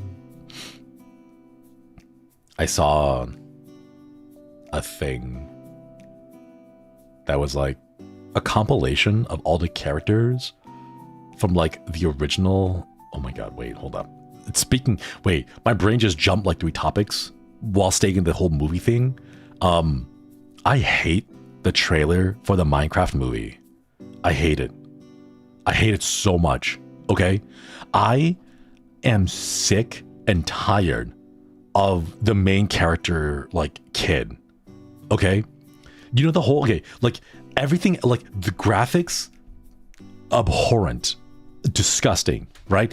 But I can, like, it's fine, like, whatever, right? It's like a live action movie, who cares, right? But, like, the thing that I hate the most is the kid, okay? It's the kid, because like here's the thing, the reason why I hate the kid, actually I hate the kids, just like in general, okay? Because here's the thing, it is a movie made by Hollywood executives who are self-inserting themselves as the main characters and not allowing the story of Minecraft to be played. Okay, let me explain, right? Any single movie that is about some hip hop and new popular thing, new, right? Air quotes, gigantic air quotes, right? Because we know how slow Hollywood is, right? But like the thing where like Steve, like Jack Black appears and he goes like, I am Steve, right? He says that, okay, fine. Jack Black only plays one character in every single movie he plays. He just plays himself, okay? I don't care, right? Like I can excuse that, right? But immediately afterwards, right? The kid in the red sweater does like that eye roll. He goes like, ugh, right? I hate that because that is exactly what the Hollywood executives are doing. Like the whole like, oh, this kid thinks this world is gross and shitty, and it's like, oh, like I'm above the world of Minecraft, right? I hate that. I hate that so much, okay? Because it's one character archetype, and it's the same character archetype in every single movie or game to movie adaptation. It's that there's always that kid who's like, I'm too old for this. This isn't fun for me, right? Like I'm above this, right? I hate that because it's like, you know exactly how the movie's gonna go.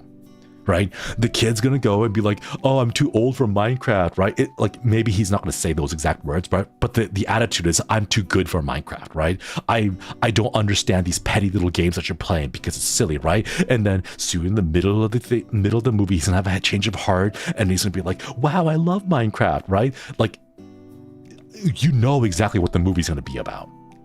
It's the same thing every single time. The condescending attitude the parents have of games, yeah, it's just that. It, like, putting the 7-year-old executive man to the kid's spot. I hate it. I hate it so much. Oh my god. Like, everything else I can excuse, right? Everything else I can excuse. But that is the thing that I hate the most, you know? Man. The Sonic movies didn't have the thankfully. You know they would have put it in there. If they had the opportunity to, they would have put a kid in there who did the exact same thing. Like, like how Doom has a bad rep. Transform, oh my god. He's right behind me, isn't he? And then the character gets blown up by a creeper. Ah ha ha ha ha. Ah ha ha ha. God, it's so predictable. God. Why is it live action? Because they need to make an excuse for the budget. Because hobbyist animators have already made incredible fan movies that aren't live action. I mean, there even are live action fan movies, you know? Man.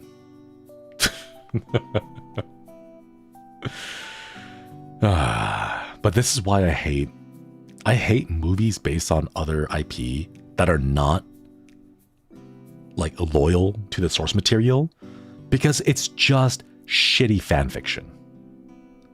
It's just shitty fan fiction. It is, whoever the producer is, they're like, I see this thing that kids love, I'm gonna make fan fiction about it because they're gonna love my version of this. And it's like, no, shut up, just stop, put the pencil down. Don't. Just don't. Man.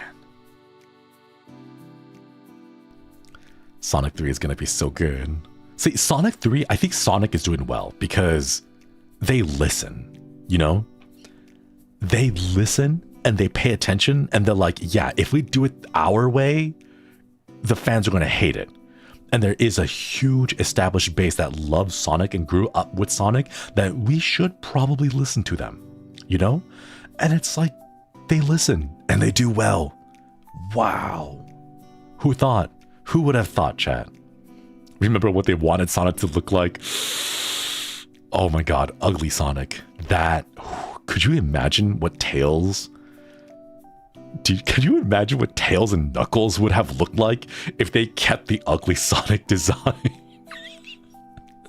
Wait, I'm sure someone has modeled, like, what would Tails and Knuckles look like if they kept ugly Sonic? Like, I'm sure someone has like come up with, no, it's just Ugandan Knuckles. That's all I see. Oh my god. It's the really, okay, Sonic would have looked like ugly Sonic. Tails would have looked like the really bad taxidermy fox. And then Knuckles would just be Ugandan Knuckles. That's what they would have looked like. Although, honestly saying, Ugandan Knuckles in a movie would be hilarious and I would pay to watch that. That would be amazing. God. Ugly Sonic. Let me just... Oh. Wow, that's really bad. That's really bad.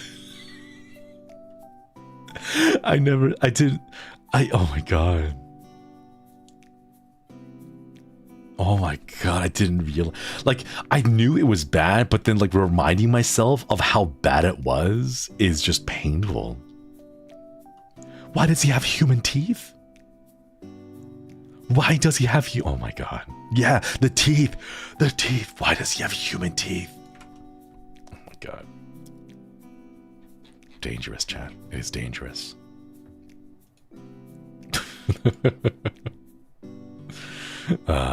Did you see the Chip and Dale movie? I did not, but I know of it because of the cameo that Ugly Sonic had in there. If you think that's bad, look up Shin Sonic. Shin Sonic? New Sonic? What? What the heck? That just looks like an SCP. That just looks like a Sonic-based SCP. I don't like... I don't like the double row of teeth because there has to be a reason for it, right? Like, the reason why sharks have, like, the double row teeth is because they lose so many teeth and they need that grippiness, right? Like, it doesn't work with flat, grinding teeth, okay? Like, it doesn't make sense. I don't like it. It's just there. Yeah, 2000s creepypasta. It's just there to be like, oh, look how scary it is, right? It doesn't make sense, and I don't like that. Like, it's just scary for the sake, or it's like off-putting for the sake of off-putting. It doesn't, like, you can't chew. You can't bite down with that, you know? Jen Jellybean, thank you so much for the sticker. Thank you. What are your thoughts on the Avatar The Last Airbender movie? I really hope they do make a movie, because as far as I know, they never made a movie. Although if they did make a movie, I think it would be the easiest movie to make, because the IP is right there, and they can just take the story that books 1 through 4 told, and then just make a really cool movie of it, you know? I really hope one day they pick up the whole Avatar The Last Airbender series and they make a really cool movie with it, you know? Yeah. I really hope, you know, the only Avatar movie I know is the one with the blue aliens that have sex with their hair. That's the Blue Alien Avatar. That's the only Avatar movie that they made. But that's not the right Avatar, you know, that's not the Airbender ones.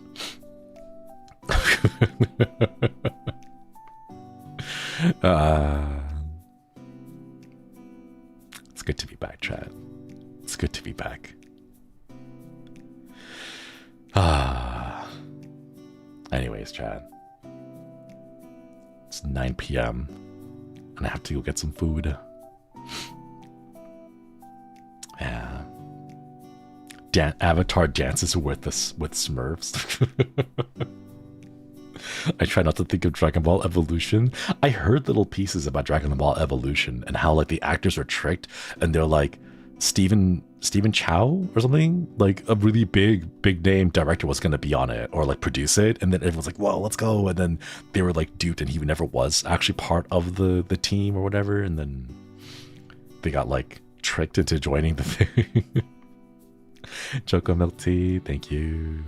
Good to have you back, Shibu. We're always here for you through your ups and downs. Big love, thank you. Okwidi, thanks for reaping the membership. Yeah. But I do need to go get some food now, chat. I forgot to eat because I ate lunch and then I was like, Jen, thank you so much for reaping the membership. I paid money to see Dragon Ball Evolution in theaters. No. I'm so sorry. Beans. Okwidi, good to have you back. Speaking of movies in theaters from a long time ago, I don't have it anymore, but I remember when I went to go watch Mewtwo Strikes Back, they gave us like a little golden Charizard Pokemon trading card. Those are really cool. I kind of wish they did that again. Man, they don't do that anymore. You guys remember that? Yeah, the limited edition cards. And then like some of the like fast food chains, I think like Pizza Hut or something, like also had a promo back then too, where they give out little toys. Oh man, they don't do that anymore. Nowadays, it's all like really crappy paper like folding things. It's not even like a doll. It's like a it's like a really bad paper craft doll, you know? Like, Those are the good days. They don't have that anymore, though. Not anymore. That's a long time ago. You had to be there, chat. You had to be bored in that era. Okay, no, but really, I do have to go. I do gotta get some food. I know if I just stay here, I'm gonna keep rambling about stuff again. Eponine, hello. Thank you so much for the super. Thank you for your first super. Thank you. Appreciate it. All right, I'm gonna force myself to outro. Yeah.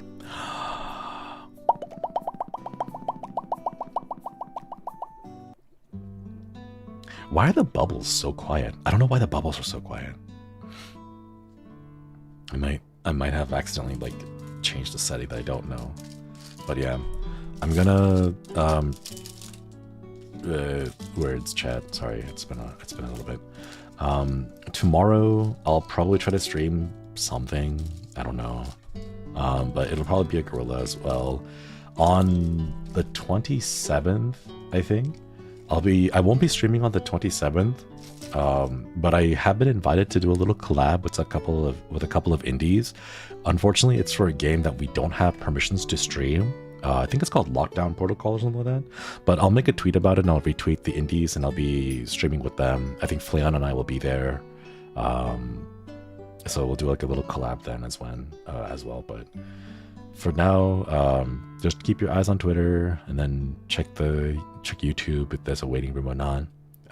New schedule will probably come out by September, or not September, by the 29th, the end of September on Sunday, and then it'll be the start of Spooky Month. So yeah.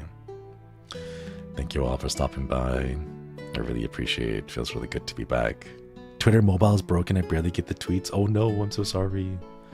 I'll try to make a YouTube thing, but I don't want to spam YouTube community posts too much.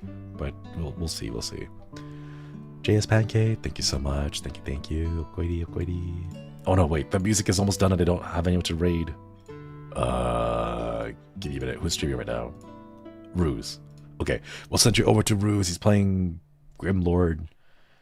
I don't know what that is. Have fun over at Ruse's. Bye bye everyone. Koyasumi and good night. Bronze. Okwedi. Thanks for everybody with the membership.